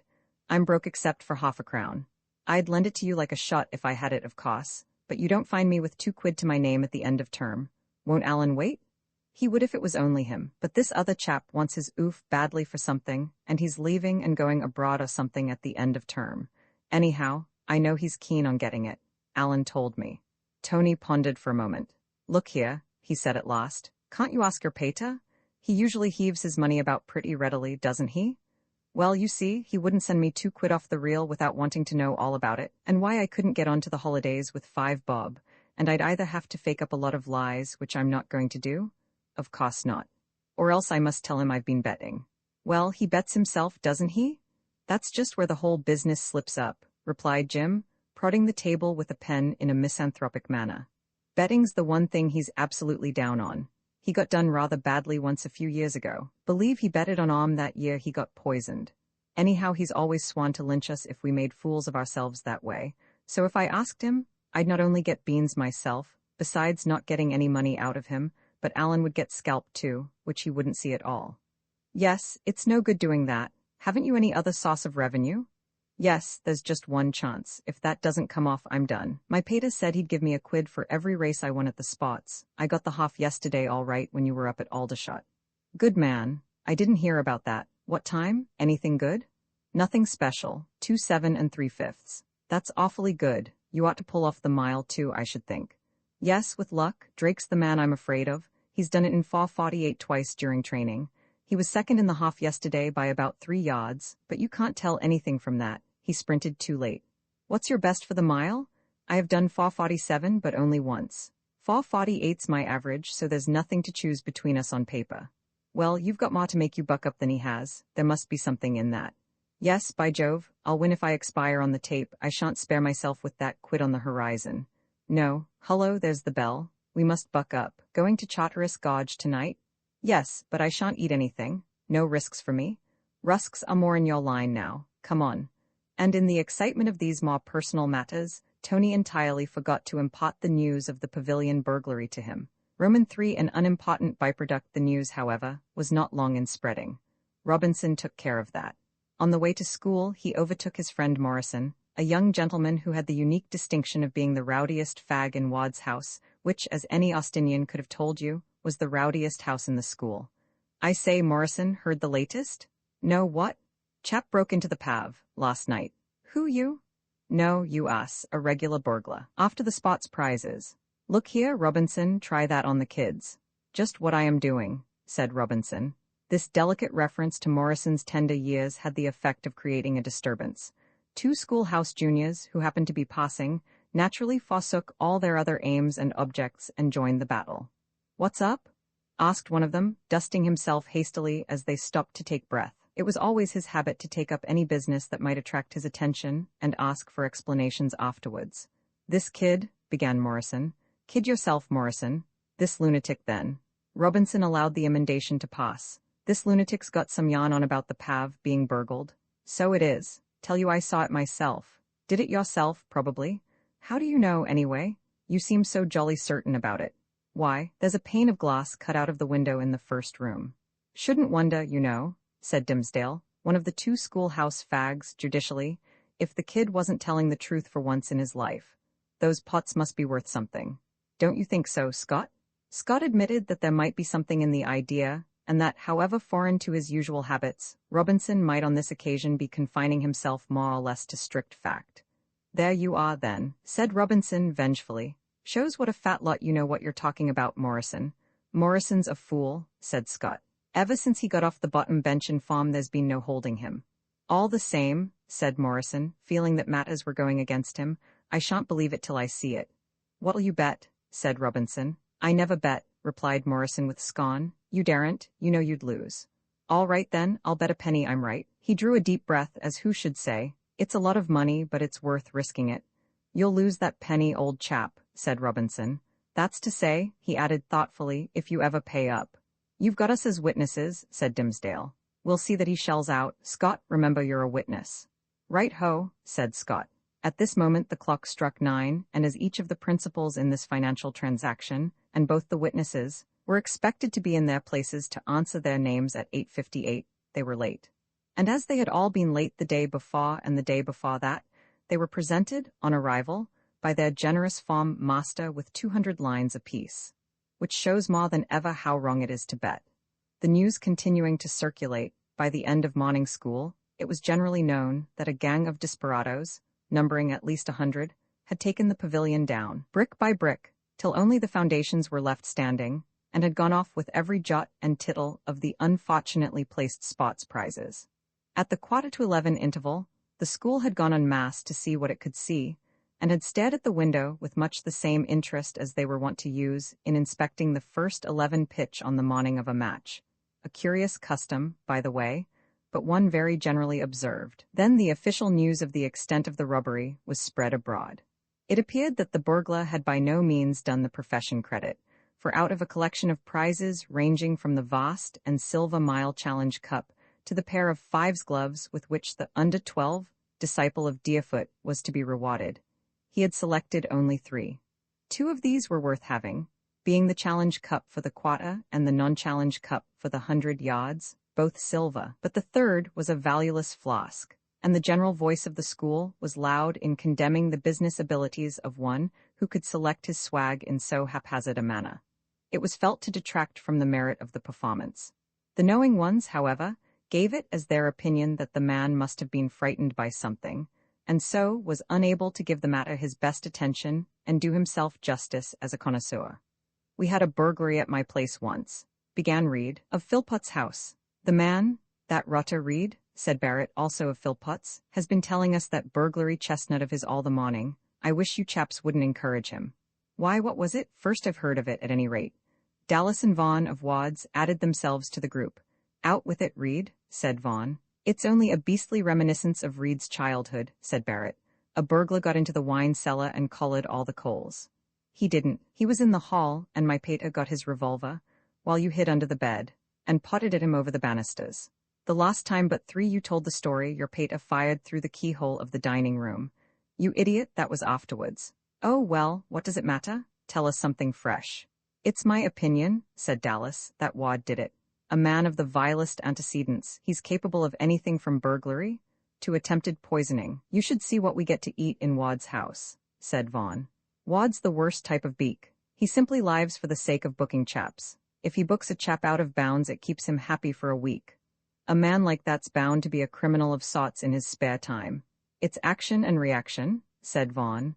Mr. Wad happening to pass at this moment, the speaker went on to ask Dallas audibly if life was worth living, and Dallas replied that under certain conditions, and in some houses, it was not. Dallas and Vaughan did not like Mr. Wad. Mr. Wad was not the sort of man who inspires affection. He had an unpleasant habit of jarring, as it was called. That is to say, his conversation was shaped to one single end, that of trying to make the person to whom he talked feel uncomfortable. Many of his jaws had become part of the school history. There was a legend that on one occasion he had invited his prefects to supper and regaled them with sausages. There was still one prefect unhelped. To him he addressed himself. "A sausage, Jones? If you please, sir." "No, you won't then, because I'm going to have half myself." This story may or may not be true. Suffice it to say that Mr. Wad was not popular. The discussion was interrupted by the sound of the bell ringing for second lesson. The problem was left unsolved. It was evident that the burglar had been interrupted, but how or why nobody knew. The suggestion that he had heard Master Robinson training for his quarter mile and had thought it was an earthquake, found much favor with the junior portion of the assembly. Simpson, on whom Robinson had been given start in the race, expressed an opinion that he, Robinson, ran like a cow. At which Robinson smiled darkly, and advised the other to wait till Spot's day and then he'd see, remarking that, meanwhile, if he gave him any of his cheek he might not be well enough to run at all. "This sort of thing," said Barrett to Reed, as they walked to their farm room, "always makes me feel beastly. Once start a row like this, and all the beaks turn into regular detectives and go ferreting about all over the place, and it's 10 to 1 they knock up against something one doesn't want them to know about." Reed was feeling hurt. He had objected to the way in which Barrett had spoiled a story that might easily have been true, and really was true in parts. His dignity was offended. He said yes to Barrett's observation in a tone of reserved hauteur. Barrett did not notice. "It's an awful nuisance. For one thing, it makes them so jolly strict about bounds. Yes, I wanted to go for a bike ride this afternoon. There's nothing on at the school." "Why don't you?" "What's the good if you can't break bounds? A ride of about a quarter of a mile's no good. There's a ripping place about 10 miles down the Stapleton Road. Big wood, with a ripping little hollow in the middle, all ferns and moss. I was thinking of taking a book out there for the afternoon, only there's roll call." He paused. Ordinarily, this would have been the cue for Reed to say, "Oh, I'll answer your name at roll call." But Reed said nothing. Barrett looked surprised and disappointed. "I say, Reed," he said. "Well, would you like to answer my name at roll call?" It was the first time he had ever had occasion to make the request. "No," said Reed. Barrett could hardly believe his ears. Did he sleep? Did he dream? All were visions about. "What?" he said. "No answer. Do you mean to say you won't?" "Of course I won't. Why the deuce should I do your beastly dirty work for you?" Barrett did not know what to make of this. Curiosity urged him to ask for explanations. Dignity threw cold water on such a scheme. In the end, dignity had the best of it. "Oh, very well," he said, and they went on in silence. In all the 3 years of their acquaintance they had never before happened upon such a crisis. The silence lasted until they reached the farm room. Then Barrett determined, in the interests of the common good, he and Reed shared a study, and icy coolness in a small study is unpleasant, to chain up dignity for the moment, and give curiosity a trial. "What's up with you today?" he asked. He could hardly have chosen a worse formula. The question has on most people precisely the same effect as that which the query, "Do you know where you lost it?" has on one who is engaged in looking for mislaid property. "Nothing," said Reed. Probably at the same moment hundreds of other people were making the same reply, in the same tone of voice, to the same question. "Oh," said Barrett. There was another silence. "You might as well answer my name this afternoon," said Barrett, tentatively. Reed walked off without replying, and Barrett went to his place feeling that curiosity was a fraud, and resolving to confine his attentions for the future to dignity. This was byproduct number 1 of the pavilion burglary. Roman saw certain revelations during the last hour of morning school. Tony got a note from Jim. "Graham," said Mr. Thompson, the master of the 6th, sadly, just as Tony was about to open it. "Yes, sir. Kindly tear that note up, Graham." "Note, sir? Kindly tear that note up, Graham. Come, you are keeping us waiting." As the hero of the novel says, further concealment was useless. Tony tore the note up unread. "Hope it didn't want an answer," he said to Jim after school. Constant practice has made Thompson a sort of amateur lynx. "No, it was only to ask you to be in the study directly after lunch. There's a most unholy row going to occur shortly, as far as I can see." "What about this burglary business?" "Yes, haven't time to tell you now. See you after lunch." After lunch, having closed the study door, Jim embarked on the following statement. It appeared that on the previous night he had left a book of notes, which were of absolutely vital importance for the examination, which the 6th had been doing in the earlier part of the morning, in the identical room in which the prizes had been placed. Or rather, he had left it there several days before, and had not needed it till that night. At 6:30 the pavilion had been locked up, and Biffen, the ground man, had taken the key away with him, and it was only after tea had been consumed and the evening paper read that Jim, thinking it about time to begin work, had discovered his loss. This was about 7:30. Being a house prefect, Jim did not attend preparation in the great hall with the common herd of the houses, but was part owner with Tony of a study. The difficulties of the situation soon presented themselves to him. It was only possible to obtain the notes in 3 ways. Firstly, by going to the rooms of the 6th form master, who lived out of college. Secondly, by borrowing from one of the other 6th form members of the house. And thirdly, by the desperate expedient of burgling the pavilion. The objections to the first costs were two. In the first place, Merivale was taking prep over in the hall, and it was strictly forbidden for anyone to quit the house after lockup without leave. And besides, it was long odds that Thompson, the sixth form master, would not have the notes, as he had dictated them partly out of his head and partly from the works of various eminent scholars. The second cost was out of the question. The only other sixth form boy in the house, Tony and Welch being away at Aldershot, was Charteris, and Charteris, who never worked much except the night before an exam, but worked then under fast draft, was appalled at the mere suggestion of letting his notebook out of his hands. Jim had sounded him on the subject and had met with the reply, "Kill my father and burn my ancestral home, and I will look on and smile. But touch these notes and you rouse the British lion." After which he had given up the borrowing idea. There remained the third cost, and there was an excitement and spotting interest about it that took him immensely. But how was he to get out to start with? He opened his study window and calculated the risks of a drop to the ground. No, it was too far, not worth risking a sprained ankle on the eve of the mile. Then he thought of the matron's sitting room. This was on the ground floor, and if its owner happened to be out, exit would be easy. As luck would have it, she was out, and in another minute Jim had crossed the Rubicon and was standing on the gravel drive which led to the front gate. A sharp sprint took him to the pavilion. Now the difficulty was not how to get out, but how to get in. Theoretically, it should have been the easiest of tasks, but in practice there were plenty of obstacles to success. He tried the lower windows, but they were firmly fixed. There had been a time when one of them would yield to a hard kick and fly bodily out of its frame, but somebody had been caught playing that game not long before, and Jim remembered with a pang that not only had the window been securely fastened up, but the culprit had had a spell of extra tuition and other punishments which had turned him for the time into a hater of his species. His own fate, he knew, would be even worse, for a prefect is supposed to have something better to do in his spare time than breaking into pavilions. It would mean expulsion perhaps, or, at the least, the loss of his prefect's cap, and Jim did not want to lose that. Still, the thing had to be done if he meant to score any marks at all in the forthcoming exam. He wavered a while between a choice of methods, and finally fixed on the crudest of all. No one was likely to be within earshot, thought he, so he picked up the largest stone he could find, took as careful aim as the dim light would allow, and hove it. There was a sickening crash, loud enough, he thought, to bring the whole school down on him, followed by a prolonged rattle as the broken pieces of glass fell to the ground. He held his breath and listened. For a moment all was still, uncannily still. He could hear the tops of the trees groaning in the slight breeze that had sprung up, and far away the distant roar of a train. Then a queer thing happened. He heard a quiet thud, as if somebody had jumped from a height onto grass, and then quick footsteps. He waited breathless and rigid, expecting every moment to see a form loom up beside him in the darkness. It was useless to run. His only chance was to stay perfectly quiet. Then it dawned upon him that the man was running away from him, not towards him. His first impulse was to give chase, but prudence restrained him. Catching burglars is an exhilarating sport, but it is best to indulge in it when one is not on a burgling expedition oneself. Besides, he had come out to get his book, and business is business. There was no time to be lost now, for someone might have heard one or both of the noises and given the alarm.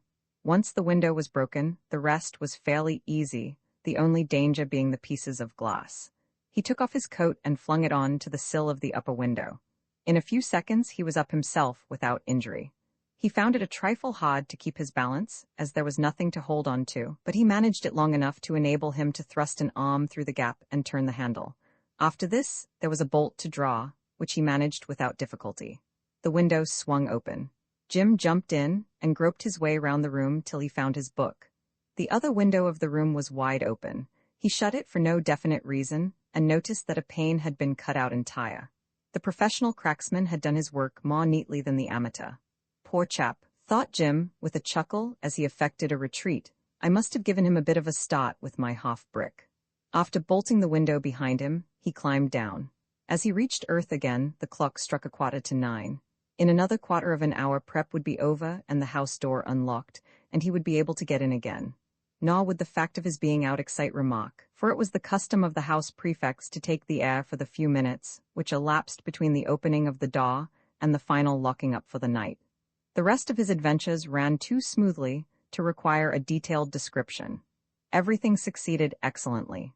The only reminiscences of his escapade were a few cuts in his coat, which went unnoticed, and the precious book of notes, to which he applied himself with such vigor in the watches of the night, with a surreptitious candle and a hamper of apples as aids to study, that, though tired next day, he managed to do quite well enough in the exam to pass muster.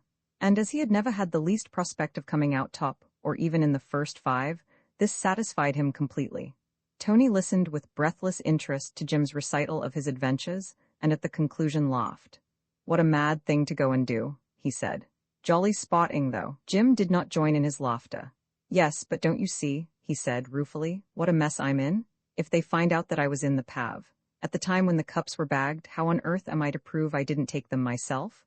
By Jove, I never thought of that, but hang it all, they'd never dream of accusing a call chap of stealing Spot's prizes. This isn't a reformatory for juvenile hooligans." "No, perhaps not. Of course not." "Well, even if they didn't, the old man would be frightfully sick if he got to know about it. I'd lose my prefect's cap for a cert." "You might, certainly." "I should. There wouldn't be any question about it. Why, don't you remember that business last summer about cans? He used to stay out after lockup. That was absolutely all he did. Well, the old un dropped on him like 100 weight of bricks. Multiply that by about 10 and you get what he'll do to me if he books me over this job." Tony looked thoughtful. The case of Cans versus the powers that were was too recent to have escaped his memory. Even now Cans was to be seen on the grounds with a common schoolhouse cap at the back of his head in place of the prefect's cap which had once adorned it. "Yes," he said, "you'd lose your cap all right, I'm afraid." "Rather. And the sickening part of the business is that this real, copper-bottomed burglary'll make them hunt about all over the shop for clues and things, and the odds are they'll find me out, even if they don't book the real man. Shouldn't wonder if they had a detective down for a big thing of this sort. They are having one, I heard." "There you are, then," said Jim, dejectedly. "I'm done, you see. I don't know. I don't believe detectives are much class. Anyhow, he'll probably have gumption enough to spot me." Jim's respect for the abilities of our national sleuth-hounds was greater than Tony's, and a good deal greater than that of most people.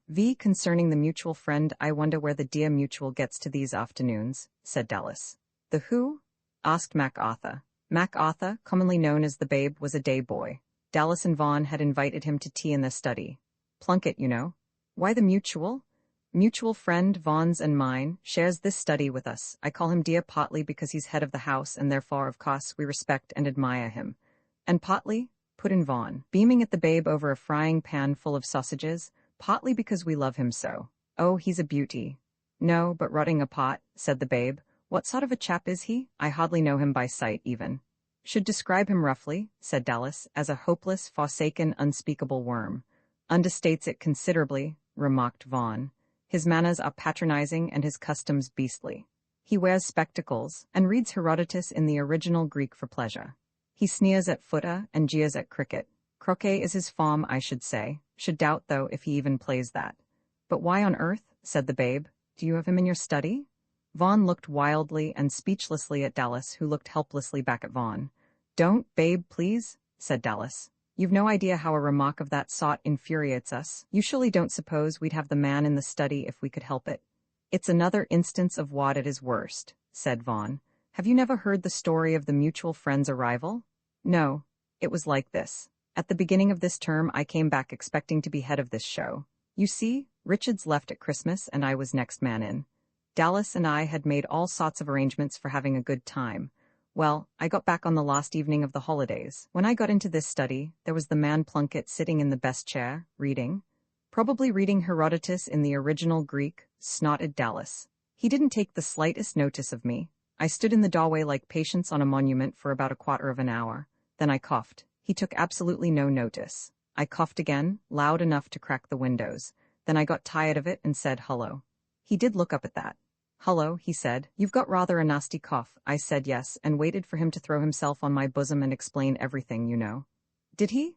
asked the Babe, deeply interested. "Not a bit," said Dallas. "He's sorry, Vaughn, fire ahead." He went on reading. After a bit I said I hoped he was fairly comfortable. He said he was. Conversation languished again. I made another shot. "Looking for anybody?" I said. "No," he said. "Are you?" "No." "Then why the dickens should I be?" he said. I didn't quite follow his argument. In fact, I don't even now. "Look here," I said, "tell me one thing. Have you or have you not bought this place? If you have, all right. If you haven't, I'm going to sling you out, and jolly soon, too. He looked at me in his superior sort of way and observed without blenching that he was head of the house.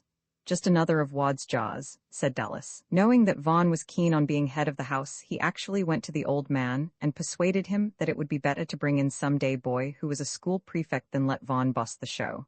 What do you think of that? Pretty low, said the babe. Said I was thoughtless and headstrong. Cuttin' Vaughn, spearing a sausage as if it were Mr. Wad's body. Muffins up, Dallas, old man, when the sausages are done to a turn. Thoughtless and headstrong. Those were his very words. Can't you imagine the old beast? Said Dallas, pathetically. Can't you see him getting round the old man? A capital lad at heart, I am sure. Distinctly a capital lad, but thoughtless and headstrong. Far too thoughtless for a position so important as that of head of my house. The abandoned old wreck. Tea put an end for the moment to conversation, but when the last sausage had gone the way of all flesh, Vaughn returned to the sauce subject like a moth to a candle. It isn't only the not being head of the house that I bar. It's the man himself. You say you haven't studied Plunkett much. When you get to know him better, you'll appreciate his finer qualities more. There are so few of them. The only fine quality I've ever seen in him, said Dallas, is his habit of slinking off in the afternoons when he ought to be playing games and not coming back till lock-up. Which brings us back to where we started, put in the babe. You were wondering what he did with himself. Yes, it can't be anything good, so we'll put beetles and butterflies out of the question right away. He might go and poach. There's heaps of opportunity round here for a chap who wants to try his hand at that. I remember, when I was a kid, Martin Smith, who used to be in this house, remember him? Took me to old what's-his-name's place. Who's that frantic blood who owns all that land along the Badgwick Road? The MP man. My Lord Sir Alfred Venner, MP of Badgwick Hall. That's the man, generally very much of Badgwick Hall, came down last summer on prize day. One would have thought from the side on him that he was all sorts of dooks. Anyhow, Martin Smith took me rabbiting there. I didn't know it was against the rules or anything. Had a grand time. A few days afterwards, my Lord Sir Venner copped him on the hop and he got sacked. There was an awful row. I thought my hair would have turned white. I shouldn't think the mutual poaches, said Vaughn. He hasn't got the enterprise to poach an egg even. No, it can't be that. Perhaps he bikes, said the babe. No, he's not got a bike. He's the sort of chap, though, to borrow somebody else's without asking.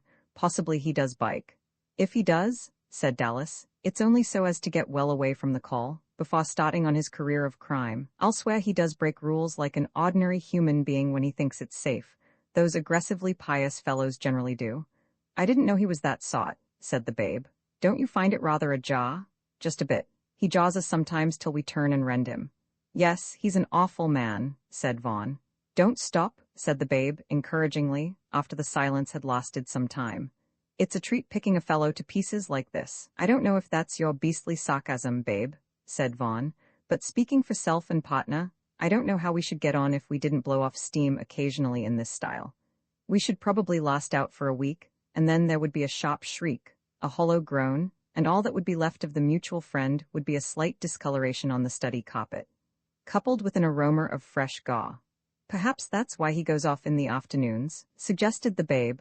Doesn't want to run any risks. Shouldn't wonder. He's such a rotten head of the house, too, said Vaughn. Wad may gas about my being headstrong and thoughtless, but I'm dashed if I would make a bally exhibition of myself like the mutual. What's he do? Inquired the babe. It's not so much what he does. It's what he doesn't do that sickens me, said Dallas. I may be a bit of a crook in some ways, for further details apply to Wad, but I can stop a couple of fags ragging if I try. Can't Plunkett? Not for nuts. He's simply helpless when there's anything going on that he ought to stop. Why, the other day there was a row in the fags' room that you could almost have heard at your place, babe. We were up here working. The mutual was jawing as usual on the subject of cramming tips for the Aeschylus exam. Said it wasn't scholarship. Aw, some rot. What business is it of his how a chap works, I should like to know. Just as he had got under way, the fags began kicking up more row than ever. I said, cut in Vaughn, that instead of minding other people's business, he'd better mind his own for a change and go down and stop the row. He looked a bit green at that, said Dallas. Said the row didn't interfere with him. Does with us, I said. It's all very well for you. You aren't doing a stroke of work. No amount of row matters to a chap who's only delivering a rotten sermon on scholarship. Vaughn and I happen to be trying to do some work. All right, he said, if you want the row stopped, why don't you go and stop it? What's it got to do with me? Rotta, interpolated the babe. Wasn't he? Well, of course we couldn't stand that. We crushed him, said Vaughn. I said. In my young days the head of the house used to keep order for himself. I asked him what he thought he was here for, because he isn't ornamental. So he went down after that. Well, said the babe. Being a miserable day boy, he had had no experience of the inner life of a boarding house, which is the real life of a public school.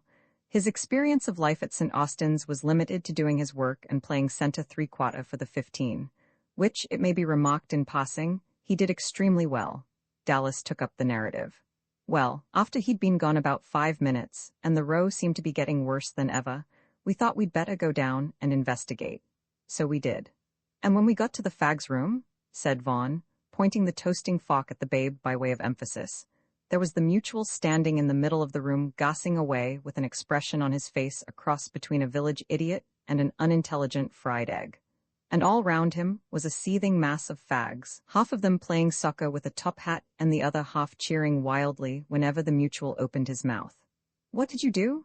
We made an aggressive movement in force, collared the hat, brained every fag within reach and swore we'd report them to the beak and so on.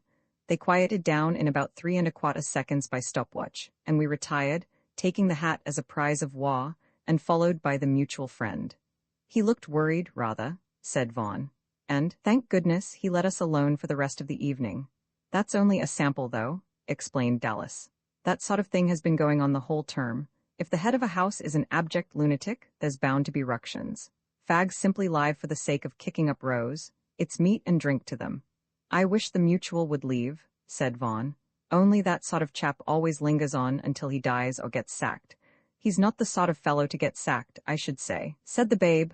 Fraid not. I wish I could shunt into some other house. Between Wad and the mutual, life here isn't worth living. There's Merivale's now, said Vaughn. I wish I was in there. In the first place, you've got Merivale. He gets as near perfection as a beak ever does.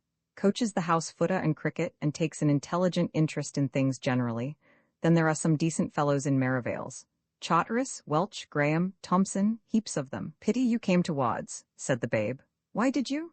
My pater knew Wad a bit. If he'd known him well, he'd have sent me somewhere else. My pater knew Vaughn's pater well, who knew Wad slightly, and there you are. Voila comme des accidents arrivant. If Wad wanted to lug in a day boy to be head of the house, said Vaughn, hopping once more on the old string, he might at least have got somebody decent. There's the great Babe himself. Babe, why don't you come in next term? Not much, said the babe, with a shudder. Well, even barring present company, there are lots of chaps who would have jumped at the chance of being head of a house, but nothing would satisfy Wad but lugging the mutual from the bosom of his beastly family. We haven't decided that point about where he goes to, said the babe. At this moment the door of the study opened, and the gentleman in question appeared in person. He stood in the doorway for a few seconds, gasping and throwing his arms about as if he found a difficulty in making his way in. I wish you two wouldn't make such an awful froust in the study every afternoon, he observed pleasantly. Have you been having a little tea party? How nice. We've been brewing, if that's what you mean, said Vaughn shortly. Oh, said Plunkett, I hope you enjoyed yourselves. It's nearly lock-up, MacArthur. That's Plunkett's delicate way of telling you you're not wanted, babe. Well, I suppose I ought to be going, said the babe. So long. And he went, feeling grateful to Providence for not having made his father, like the fathers of Vaughn and Dallas, a casual acquaintance of Mr. Wad. The mutual friend really was a trial to Vaughn and Dallas. Only those whose fate it is or has been to share a study with an uncongenial companion can appreciate their feelings to the full. 3 in a study is always something of a tight fit, and when the 3 are in a state of perpetual warfare, or, at the best, of armed truce, things become very bad indeed. Do you find it necessary to have tea parties every evening?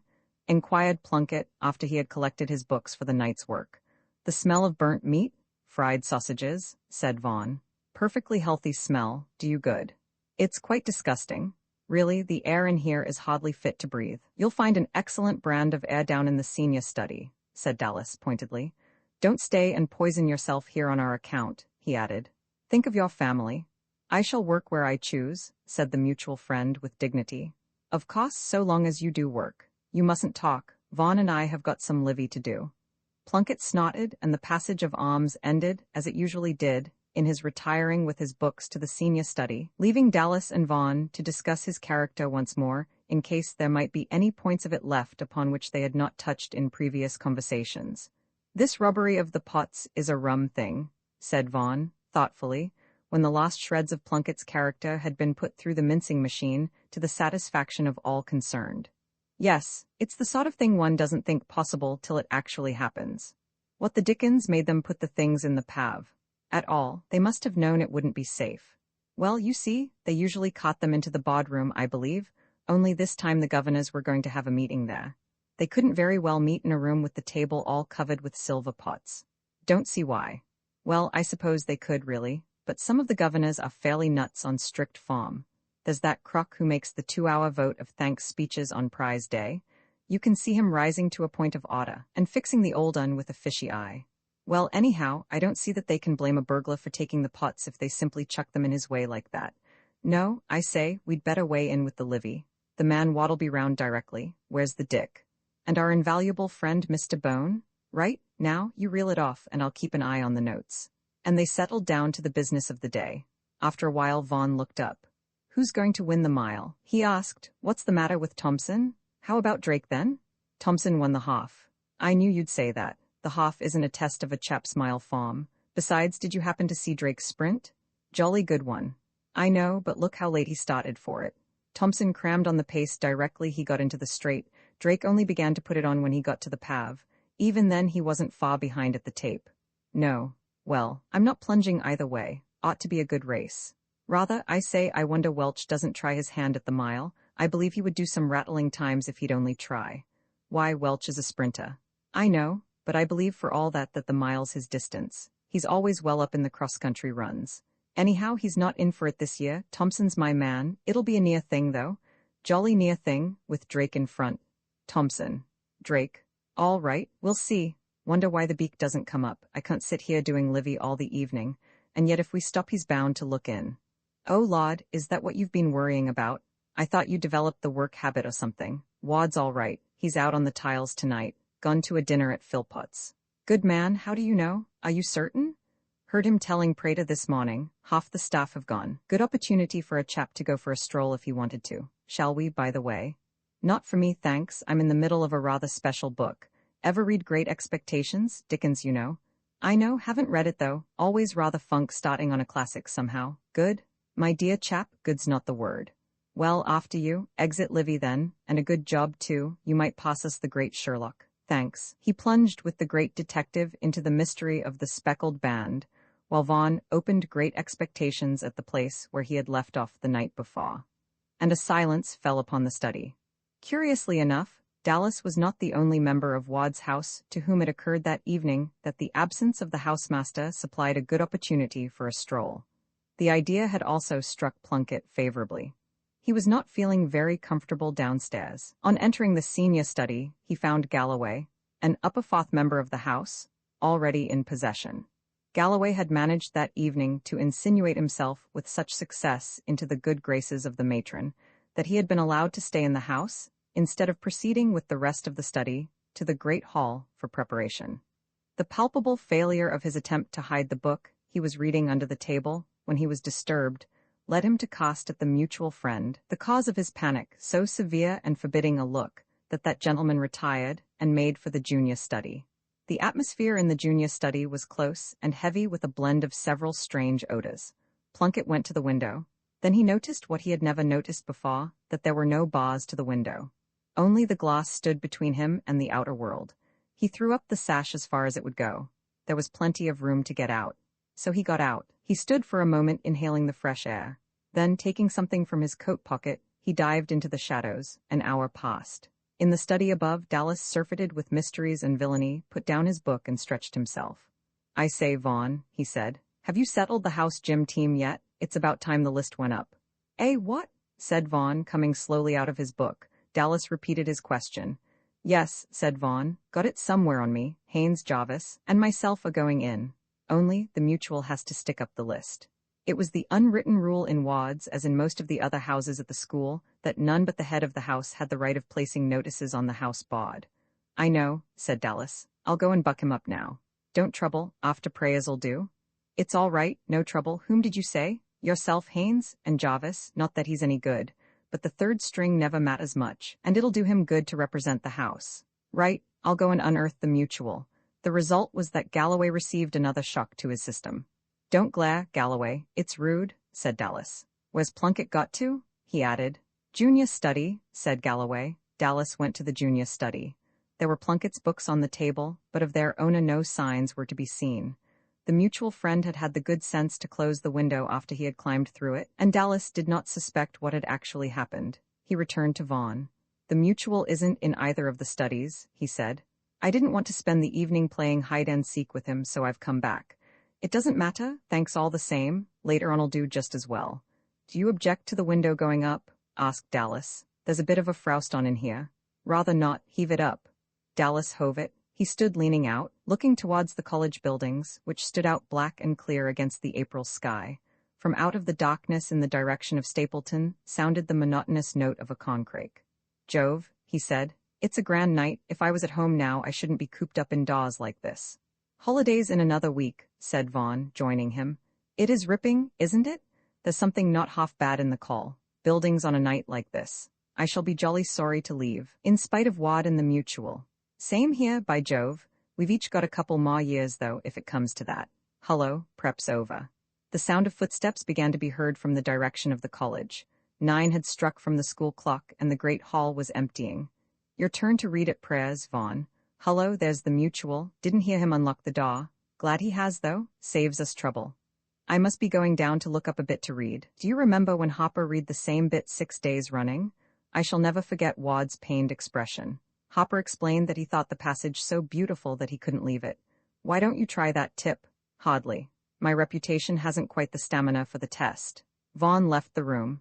At the foot of the stairs he was met by the matron. Will you unlock the door, please, Vaughn? She said, handing him a bunch of keys. The boys will be coming in a minute. Unlock the door, repeated Vaughn. I thought it was unlocked, all right. By Jove, he thought, the plot thickens. What is our only Plunkett doing out of the house when the door is locked, I wonder? Plunkett strolled in with the last batch of the returning crowd, wearing on his face the virtuous look of one who has been snatching a whiff of fresh air after a hot evening's preparation. Oh, I say, Plunkett, said Vaughn, when they met in the study after prayers. I wanted to see you. Where have you been? I have been in the junior study. Where did you think I had been? Oh, do you doubt my word? I've the most exaggerated respect for your word, but you weren't in the junior study at 5 to 9. No, I went up to my dormitory about that time. You seem remarkably interested in my movements. Only wanted to see you about the house gym team. You might shove up the list tonight, Haynes, Jarvis, and myself. Very well. I didn't say anything to him, said Vaughn to Dallas as they were going to their dormitories.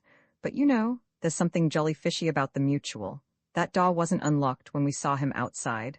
I unlocked it myself. Seems to me the mutual's been having a little private bust of his own on the quiet. That's rum. He might have been out by the front way to see one of the beaks, though. Well, even then, he would be breaking rules. You aren't allowed to go out after lock-up without house beak's leave. No, I find him guilty. If only he'd go and get booked, said Vaughn. Then he might have to leave, but he won't. No such luck. No, said Dallas. Good night. Good night. Certainly there was something mysterious about the matter. VI Literary Banquet, Charteris and Welch were conversing in the study of which they were the joint proprietors. That is to say, Charteris was talking and playing the banjo alternately, while Welch was deep in a book and refused to be drawn out of it under any pretext. Charteris' banjo was the joy of his fellows and the bane of his housemaster. Being of a musical turn and owning a good deal of pocket money, he had, at the end of the summer holidays, introduced the delights of a phonograph into the house. This being vetoed by the housemaster, he had returned at the beginning of the following term with a penny whistle, which had suffered a similar fate. Upon this, he had invested in a banjo, and the dazed Merivale, feeling that matters were getting beyond his grip, had effected a compromise with him. Having ascertained that there was no specific rule at St. Austin's against the use of musical instruments, he had informed Charteris that if he saw fit to play the banjo before prep only, and regarded the hours between 7 and 11 as a close time, all should be forgiven, and he might play, if so disposed, till the crack of doom. To this reasonable request Charteris had promptly acceded, and peace had been restored. Charteris and Welch were a curious pair. Welch spoke very little. Charteris was seldom silent. They were both in the 6th, Welch high up, Charteris rather low down. In games, Welch was one of those fortunate individuals who are good at everything. He was captain of cricket, and not only captain, but also the best all-round man in the team, which is often a very different matter. He was the best wing three-quarter the school possessed, played fives and rackets like a professor, and only the day before had shared Tony's glory by winning the silver medal for fencing in the Aldershot competition. The abilities of Charteris were more ordinary. He was a sound bat and went in first for the 11 and played half for the 15. As regards work, he might have been brilliant if he had chosen, but his energies were mainly devoted to the compilation of a monthly magazine, strictly unofficial, entitled The Glow Worm. This he edited, and for the most part wrote himself. It was a clever periodical, and rarely failed to bring him in at least 10 shillings per number. After deducting the expenses which the college bookseller, who acted as sole agent, did his best to make as big as possible. Only a very few of the elect knew the identity of the editor, and they were bound to strict secrecy. On the day before the publication of each number, a notice was placed in the desk of the captain of each farm, notifying him of what the morrow would bring forth, and asking him to pass it round the farm. That was all. The school did the rest. The Glow Worm always sold well, principally because of the personal nature of its contents. If the average mortal is told that there is something about him in a paper, he will buy that paper at your own price. Today, he was giving his monthly tea in honor of the new number. Only contributors were invited, and the menu was always of the best. It was a punch dinner, only more so, for these teas were celebrated with musical honors, and Charteris on the banjo was worth hearing. His rendering of extracts from the works of Messrs. Gilbert and Sullivan was an intellectual treat. When I take the chair at our harmonic club, he chanted, fixing the unconscious Welch with a fiery glance. Welch? Yes. If this is your idea of a harmonic club, it isn't mine. Put down that book and try and be sociable. 1 second, said Welch, burrowing still deeper. That's what you always say, said Charteris. Look here, come in. There had been a knock at the door as he was speaking. Tony entered, accompanied by Jim. They were regular attendants at these banquets, for between them, they wrote most of what was left of the magazine when Charteris had done with it. There was only one other contributor, Jackson, of Dawson's House, and he came in a few minutes later. Welch was the athletics expert of the paper and did most of the match reports. Now we're complete, said Charteris, as Jackson presented himself. Gentlemen, your seats. There are only 4 chairs, and we, as Wordsworth might have said but didn't, are 5. All right, I'll sit on the table. Welch, you worm, away with melancholy. Take away his book, somebody. That's right. Who says what? Tea already made. Coffee published shortly. If anybody wants cocoa, I've got some, only you'll have to boil more water. I regret the absence of menu cards, but as the entire feast is visible to the naked eye, our loss is immaterial. The offertory will be for the church expenses fund. Biscuits, please. I wish you'd given this tea after next Saturday, Alderman, said Jim. Charteris was called the Alderman on account of his figure, which was inclined to stoutness, and his general capacity for consuming food. Never put off till tomorrow. Why? I simply must keep fit for the mile. How's Welch to run to if he eats this sort of thing? He pointed to the well-spread bod. Yes, there's something in that, said Tony.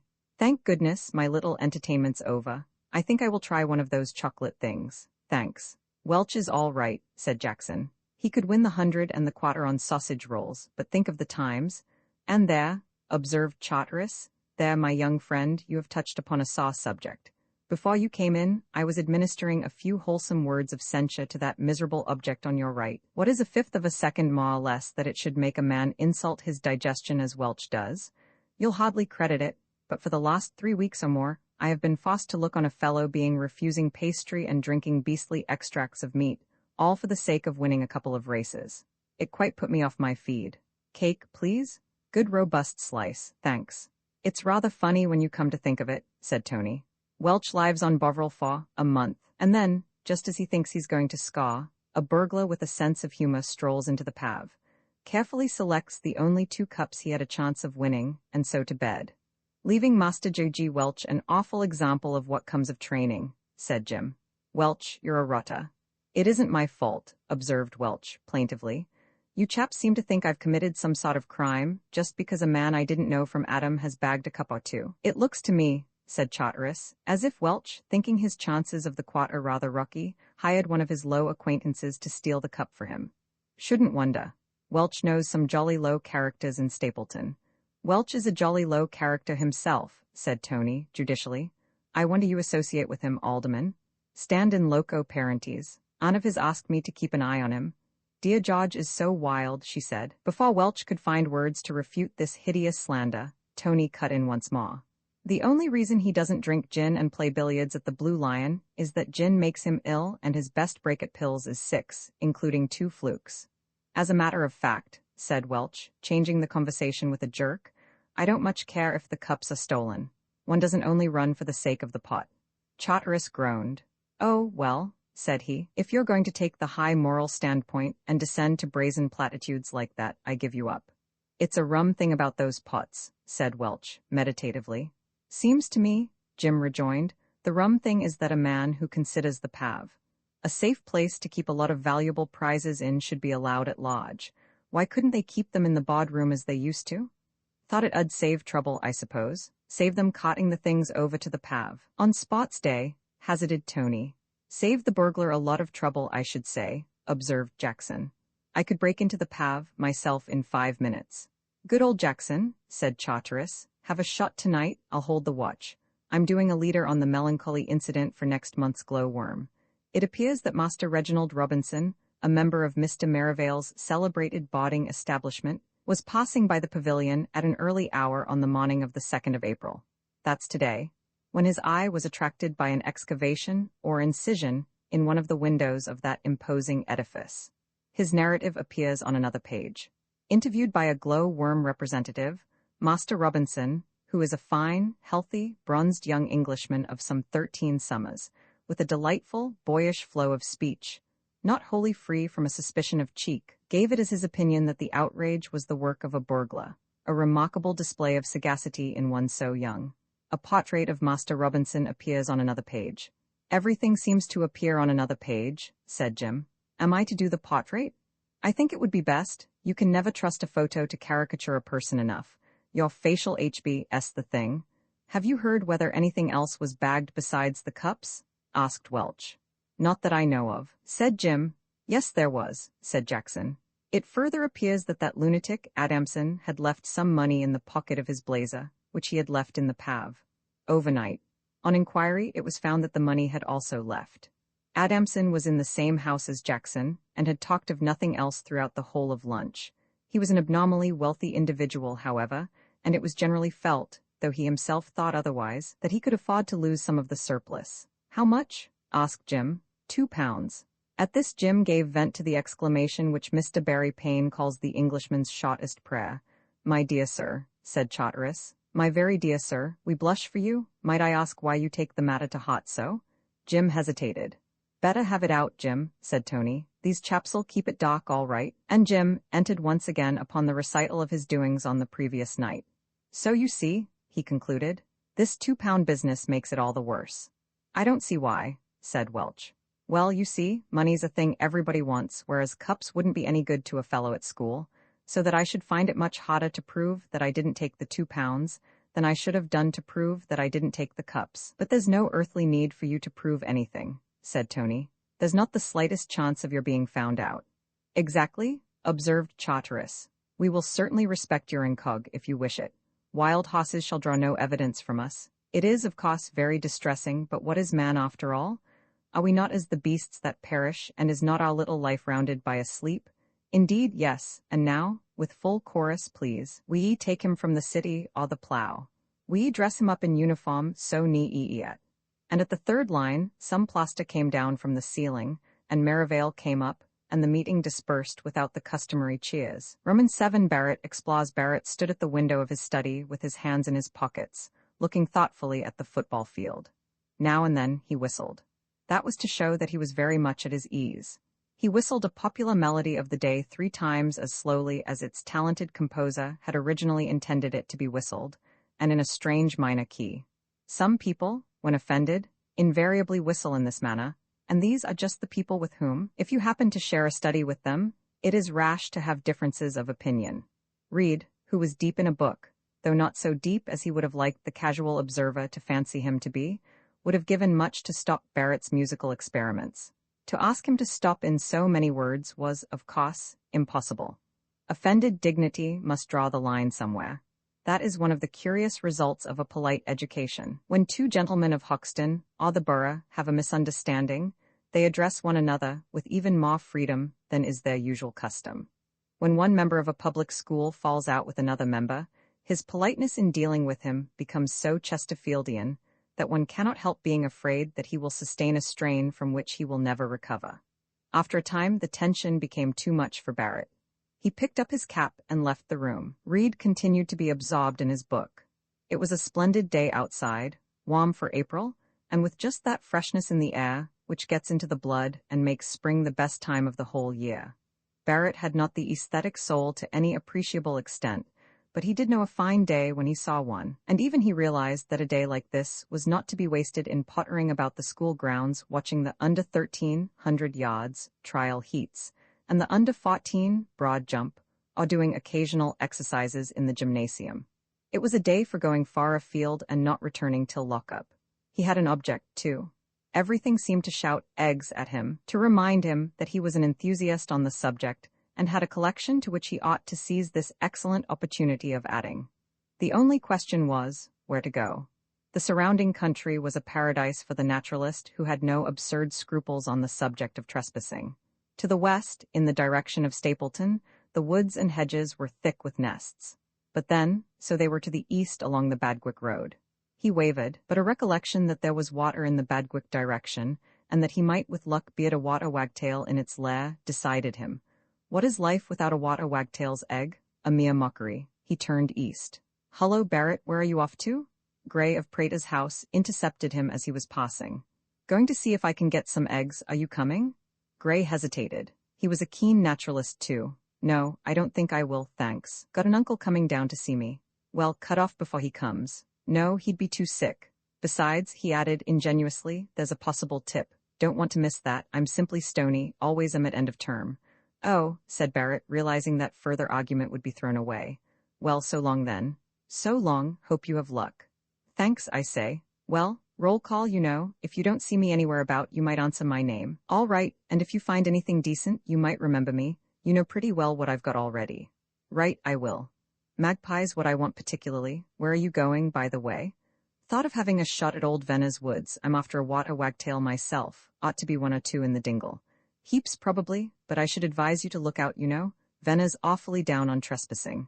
"Yes, the bounder. But I don't think he'll get me. One gets the knack of keeping fairly quiet with practice. He's got thousands of keepers. Millions. Dogs, too. Dash his beastly dogs. I like dogs. Why are you such a croaker today, Gray?"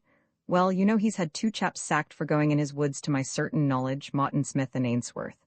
That's only since I've been at the call, too, probably lots more before that.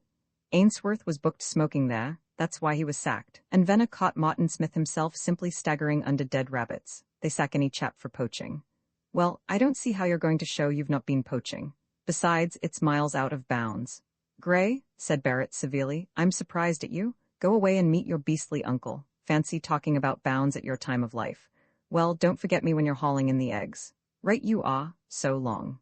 Barrett proceeded on his way, his last difficulty safely removed. He could rely on Gray not to bungle that matter of roll call. Gray had been there before.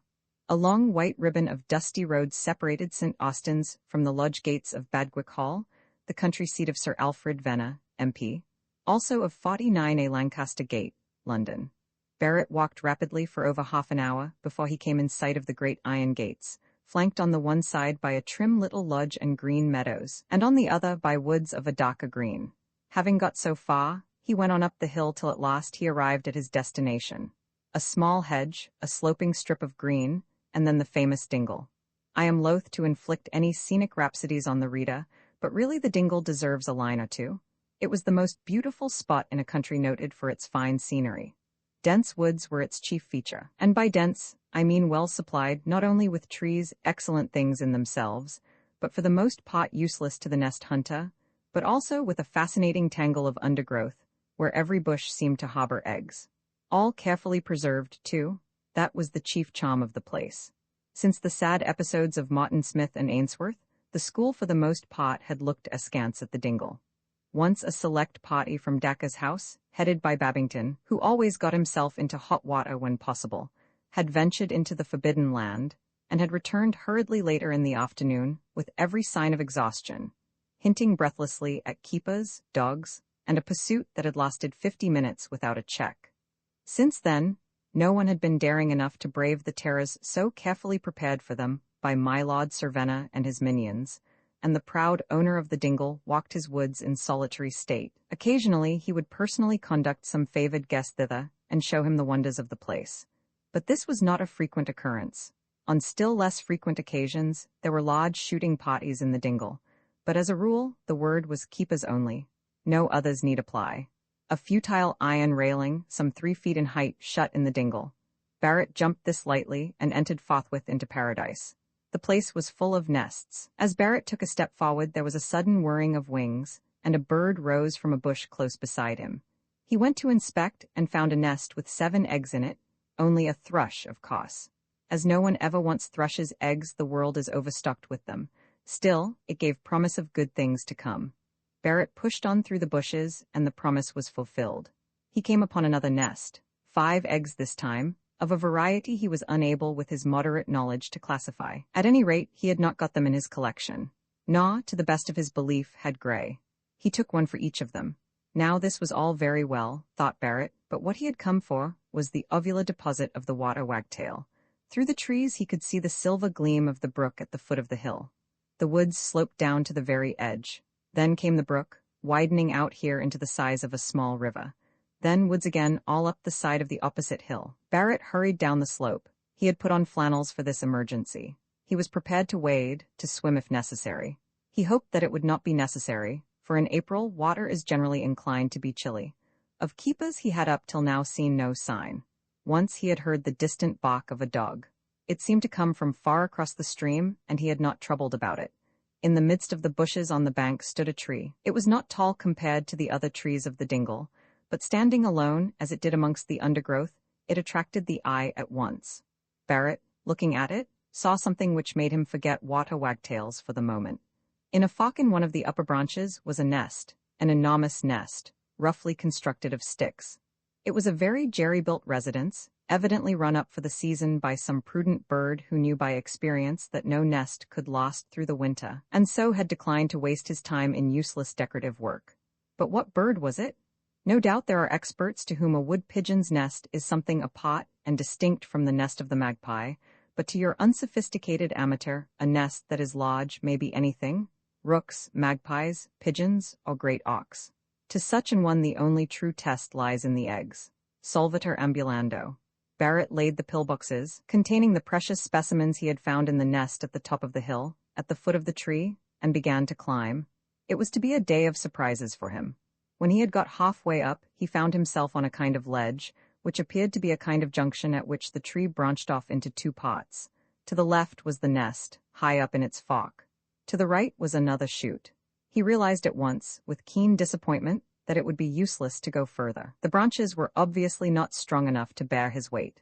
He looked down, preparatory to commencing the descent, and to his astonishment found himself looking into a black cavern. In his eagerness to reach the nest he had not noticed before that the tree was hollow. This made up for a great many things. His disappointment became less keen.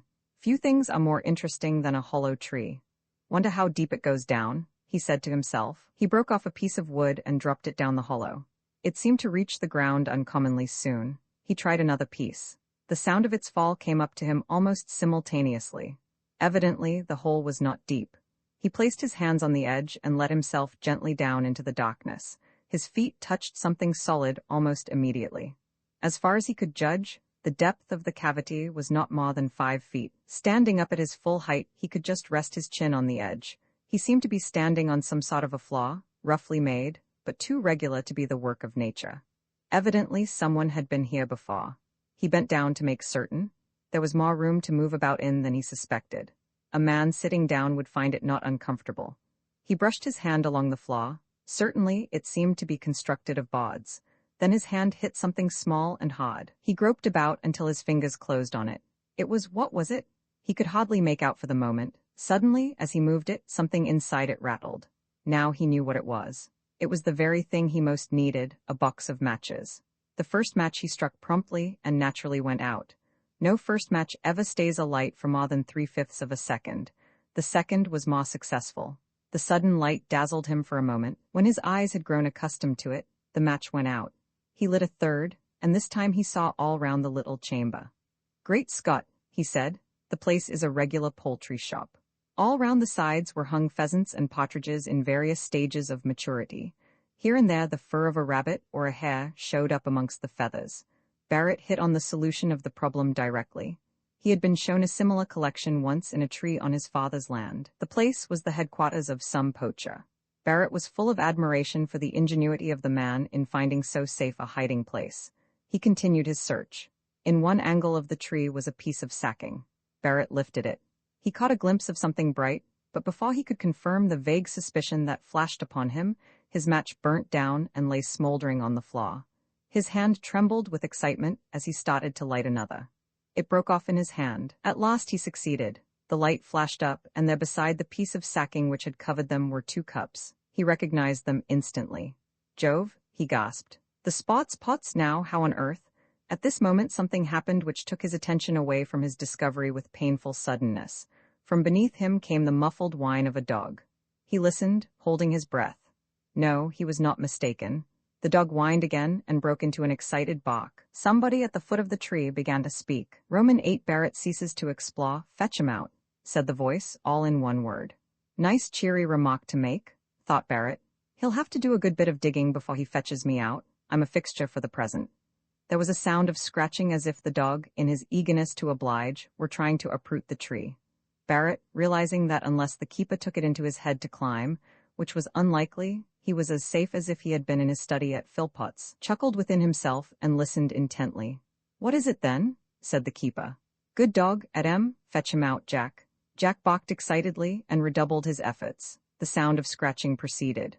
"RRRSSS," said the mendacious keeper. Jack had evidently paused for breath. Barrett began quite to sympathize with him. The thought that the animal was getting farther away from the object of his search with every ounce of earth he removed tickled him hugely. He would have liked to have been able to see the operations, though. At present it was like listening to a conversation through a telephone. He could only guess at what was going on. Then he heard somebody whistling the Lincolnshire poacher, a strangely inappropriate air in the mouth of a keeper. The sound was too far away to be the work of Jack's owner, unless he had gone for a stroll since his last remark. No, it was another keeper. A new voice came up to him. "'Ullo, Ned, what's the dog after? Thinks he's smelt a rabbit, seems to me. Ain't a rabbit whole air. Thinks there is, anyhow. Look at the paw beast." They both laughed. Jack, meanwhile, unaware that he was turning himself into an exhibition to make a keeper's holiday, dug assiduously. "Come away, Jack," said the first keeper at length. "Ain't nothin' there. Ought to know that, clever dog like you." There was a sound as if he had pulled Jack bodily from his hole. "Wait, Ned, what's that on the ground there?" Barrett gasped. His pillboxes had been discovered. Surely they would put 2 and 2 together now and climb the tree after him. Eggs, 2 of 'em. Oh, did they get air then? "It's one of them young devils from the school. Master says to me this morning, 'Look out,' 'e says, Saunders, 'for them boys as come in air after eggs, and frighten all the birds out of the dratted place.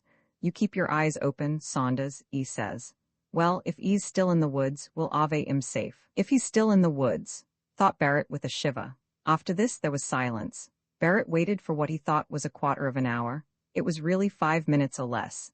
Then he peeped cautiously over the edge of his hiding place. Yes, they had certainly gone, unless, horrible thought, they were waiting so close to the trunk of the tree as to be invisible from where he stood. He decided that the possibility must be risked. He was down on the ground in record time. Nothing happened. No hand shot out from its ambush to clutch him. He breathed more freely and began to debate within himself which way to go. Up the hill it must be, of course, but should he go straight up, or to the left, or to the right? He would have given much to know which way the keepers had gone, particularly he of the dog. They had separated, he knew. He began to reason the thing out. In the first place, if they had separated, they must have gone different ways. It did not take him long to arrive at that conclusion. The odds, therefore, were that one had gone to the right upstream, the other downstream to the left. His knowledge of human nature told him that nobody would willingly walk uphill if it was possible for him to walk on the flat. Therefore, assuming the 2 keepers to be human, they had gone along the valley. Therefore, his best plan would be to make straight for the top of the hill, as straight as he could steer, and risk it. Just as he was about to start, his eye caught the 2 pillboxes, lying on the turf a few yards from where he had placed them. "May as well take what I can get," he thought. He placed them carefully in his pocket. As he did so, a faint bark came to him on the breeze from downstream. That must be friend Jack. He waited no longer, but dived into the bushes in the direction of the summit. He was congratulating himself on being out of danger. Already he was more than halfway up the hill, when suddenly he received a terrible shock. From the bushes to his left, not 10 yards from where he stood, came the clear, sharp sound of a whistle. The sound was repeated, and this time an answer came from far out to his right. Before he could move, another whistle joined in, again from the left, but farther off and higher up the hill than the first he had heard. He recalled what Gray had said about millions of keepers. The expression, he thought, had understated the true facts, if anything. He remembered the case of Babington. It was a moment for action. No guile could save him now. It must be a stern chase for the rest of the distance. He drew a breath and was off like an arrow. The noise he made was appalling. No one in the wood could help hearing it. "Stop there!" shouted someone. The voice came from behind, a fact which he noted almost automatically and rejoiced at. He had a start at any rate. "Stop!" shouted the voice once again. The whistle blew like a steam siren, and once more the other two answered it. They were all behind him now. Surely a man of the public schools in flannels and gymnasium shoes, and trained to the last ounce for just such a sprint as this, could beat a handful of keepers in their leggings and heavy boots. Barrett raced on. Close behind him, a crashing in the undergrowth and the sound of heavy breathing told him that keeper number 1 was doing his best. To left and right similar sounds were to be heard, but Barrett had placed these competitors out of the running at once. The race was between him and the man behind. 50 yards of difficult country, bushes which caught his clothes as if they were trying to stop him in the interests of law and order, branches which lashed him across the face, and rabbit holes half hidden in the bracken, and still he kept his lead. He was increasing it. He must win now. The man behind was panting in deep gasps, for the pace had been warm and he was not in training. Barrett cast a glance over his shoulder, and as he looked, the keeper's foot caught in a hole and he fell heavily. Barrett uttered a shout of triumph. Victory was his. In front of him was a small hollow fringed with bushes. Collecting his strength, he cleared these with a bound. Then another of the events of this eventful afternoon happened. Instead of the hard turf, his foot struck something soft, something which sat up suddenly with a yell. Barrett rolled down the slope and halfway up the other side like a shot rabbit. Dimly he recognized that he had jumped onto a human being. The figure did not wear the official velveteens, therefore he had no business in the dingle. And close behind thundered the keeper, now on his feet once more, dust on his clothes and wrath in his heart in equal proportions. "Look out, man!" shouted Barrett as the injured person rose to his feet. "Run, cut quick, keeper!" There was no time to say more. He ran. Another second and he was at the top over the railing and in the good, honest, public high road again, safe. A hoarse shout of "Got ya!" from below told a harrowing tale of capture. The stranger had fallen into the hands of the enemy. Very cautiously Barrett left the road and crept to the railing again. It was a rash thing to do, but curiosity overcame him. He had to see, or, if that was impossible, to hear what had happened. For a moment the only sound to be heard was the gasping of the keeper.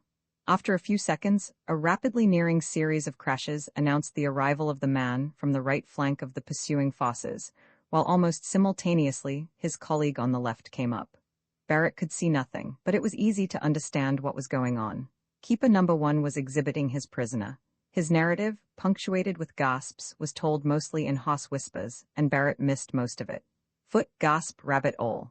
More gasps. Up agin, minute, indistinct mutterings, and triumphantly cotched him, exclamations of approval from the other two.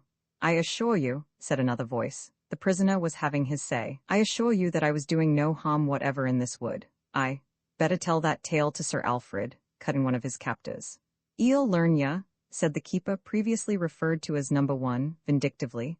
He was feeling shaken up with his run and his heavy fall, and his temper was proportionately shot. "I swear I've heard that voice before somewhere," thought Barrett. "Wonder if it's a call, chap." Keeper number 1 added something here, which was inaudible to Barrett. "I tell you I'm not a poacher," said the prisoner, indignantly. "And I object to your language. I tell you I was lying here doing nothing and some fool or other came and jumped on me. The rest was inaudible, but Barrett had heard enough. "I knew I'd heard that voice before. Plunkett, by Jove, golly, what is the world coming to when heads of houses and school prefects go on the poach? Fancy, Plunkett of all people too. This is a knockout. I'm hanged if it isn't." From below came the sound of movement. The keepers were going down the hill again. To Barrett's guilty conscience, it seemed that they were coming up. He turned and fled. The hedge separating Sir Alfred Venner's land from the road was not a high one, though the drop the other side was considerable. Barrett had not reckoned on this. He leapt the hedge and staggered across the road. At the same moment, a grey-clad cyclist, who was pedaling in a leisurely manner in the direction of the school, arrived at the spot. A collision seemed imminent, but the stranger, in a perfectly composed manner, as if he had suddenly made up his mind to take a sharp turning, rode his machine up the bank, whence he fell with easy grace to the road, just in time to act as a cushion for Barrett. The two lay there in a tangled heap. Barrett was the first to rise. Roman 9 entered the sleuth-hound. "I'm awfully sorry," he said, disentangling himself carefully from the heap. "I hope you're not hurt." The man did not reply for a moment. He appeared to be laying the question before himself as an impartial judge, as who should say, "Now tell me candidly, are you hurt? Speak freely and without bias." "No," he said at last, feeling his left leg as if he were not absolutely easy in his mind about that. "No, not hurt, thank you. Not much. That is," he added with the air of one who thinks it best to qualify too positive a statement. "Left leg, shin, slight bruise, nothing to signify." "It was a rotten thing to do, jumping over into the road like that," said Barrett. "Didn't remember there'd be such a big drop." "My fault in a way," said the man. "Riding wrong side of road, out for a run?" "More or less. Excellent thing?" "Yes." It occurred to Barrett that it was only due to the man on whom he had been rolling to tell him the true facts of the case. Besides, it might do something towards removing the impression which must, he felt, be forming in the stranger's mind that he was mad. "You see," he said, in a burst of confidence, "it was rather a close thing. There were some keepers after me." "Ah," said the man. "Thought so, trespassing?" "Yes." "Ah, keepers don't like trespassers. Curious thing, don't know if it ever occurred to you, if there were no trespassers, there would be no need for keepers. To their interest, then, to encourage trespassers. But do they?" Barrett admitted that they did not very conspicuously.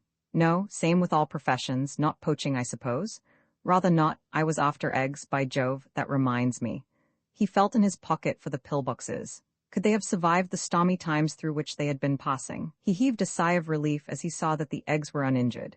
He was so intent on examining them that he missed the stranger's next remark. "Sorry, what? I didn't hear." "Asked if I was going right for St. Austin's school." "College?" said Barrett with a convulsive shudder.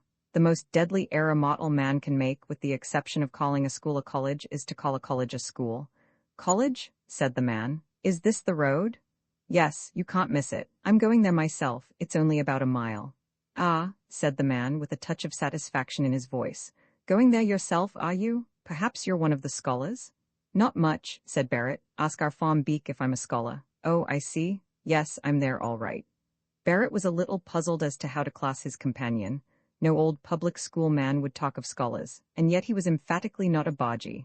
Barrett set him down as a sort of superior tourist, a Henry as opposed to an Arai. "Been bit of a disturbance there, hasn't there? Cricket pavilion, cups, rather, but how on earth? How on earth did I get to hear of it, you were going to say? Well, no need to conceal anything. Fact is, down here to look into the matter. Detective. Name, Roberts, Scotland Yard. Now we know each other, and if you can tell me one or two things about this burglary, it would be a great help to me, and I should be very much obliged." Barrett had heard that a detective was coming down to look into the affair of the cups. His position was rather a difficult one. In a sense it was simple enough. He had found the cups. He could, keepers permitting, go and fetch them now, and there would not be an end of the matter. It would be very pleasant, exceedingly pleasant, to go to the headmaster and the detective and present the cups to them with a "bless you, my children" air. The headmaster would say, "Barrett, you're a marvel. How can I thank you sufficiently?" While the detective would observe that he had been in the profession over 20 years, but never had he seen so remarkable an exhibition of sagacity and acumen as this. That, at least, was what ought to take place.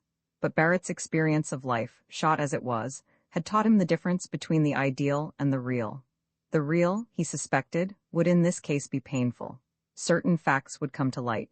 When had he found the cups? About 4 in the afternoon. Oh, roll call took place at 4 in the afternoon.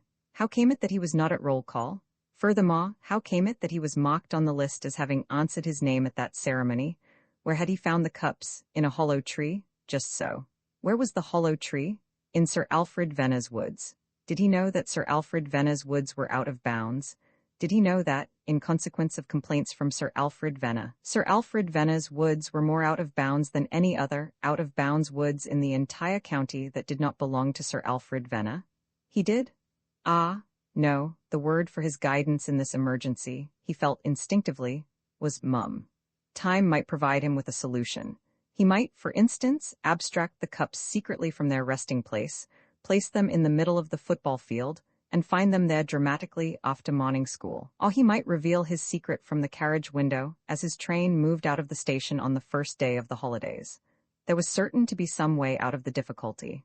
But for the present, silence. He answered his companion's questions frailly, however.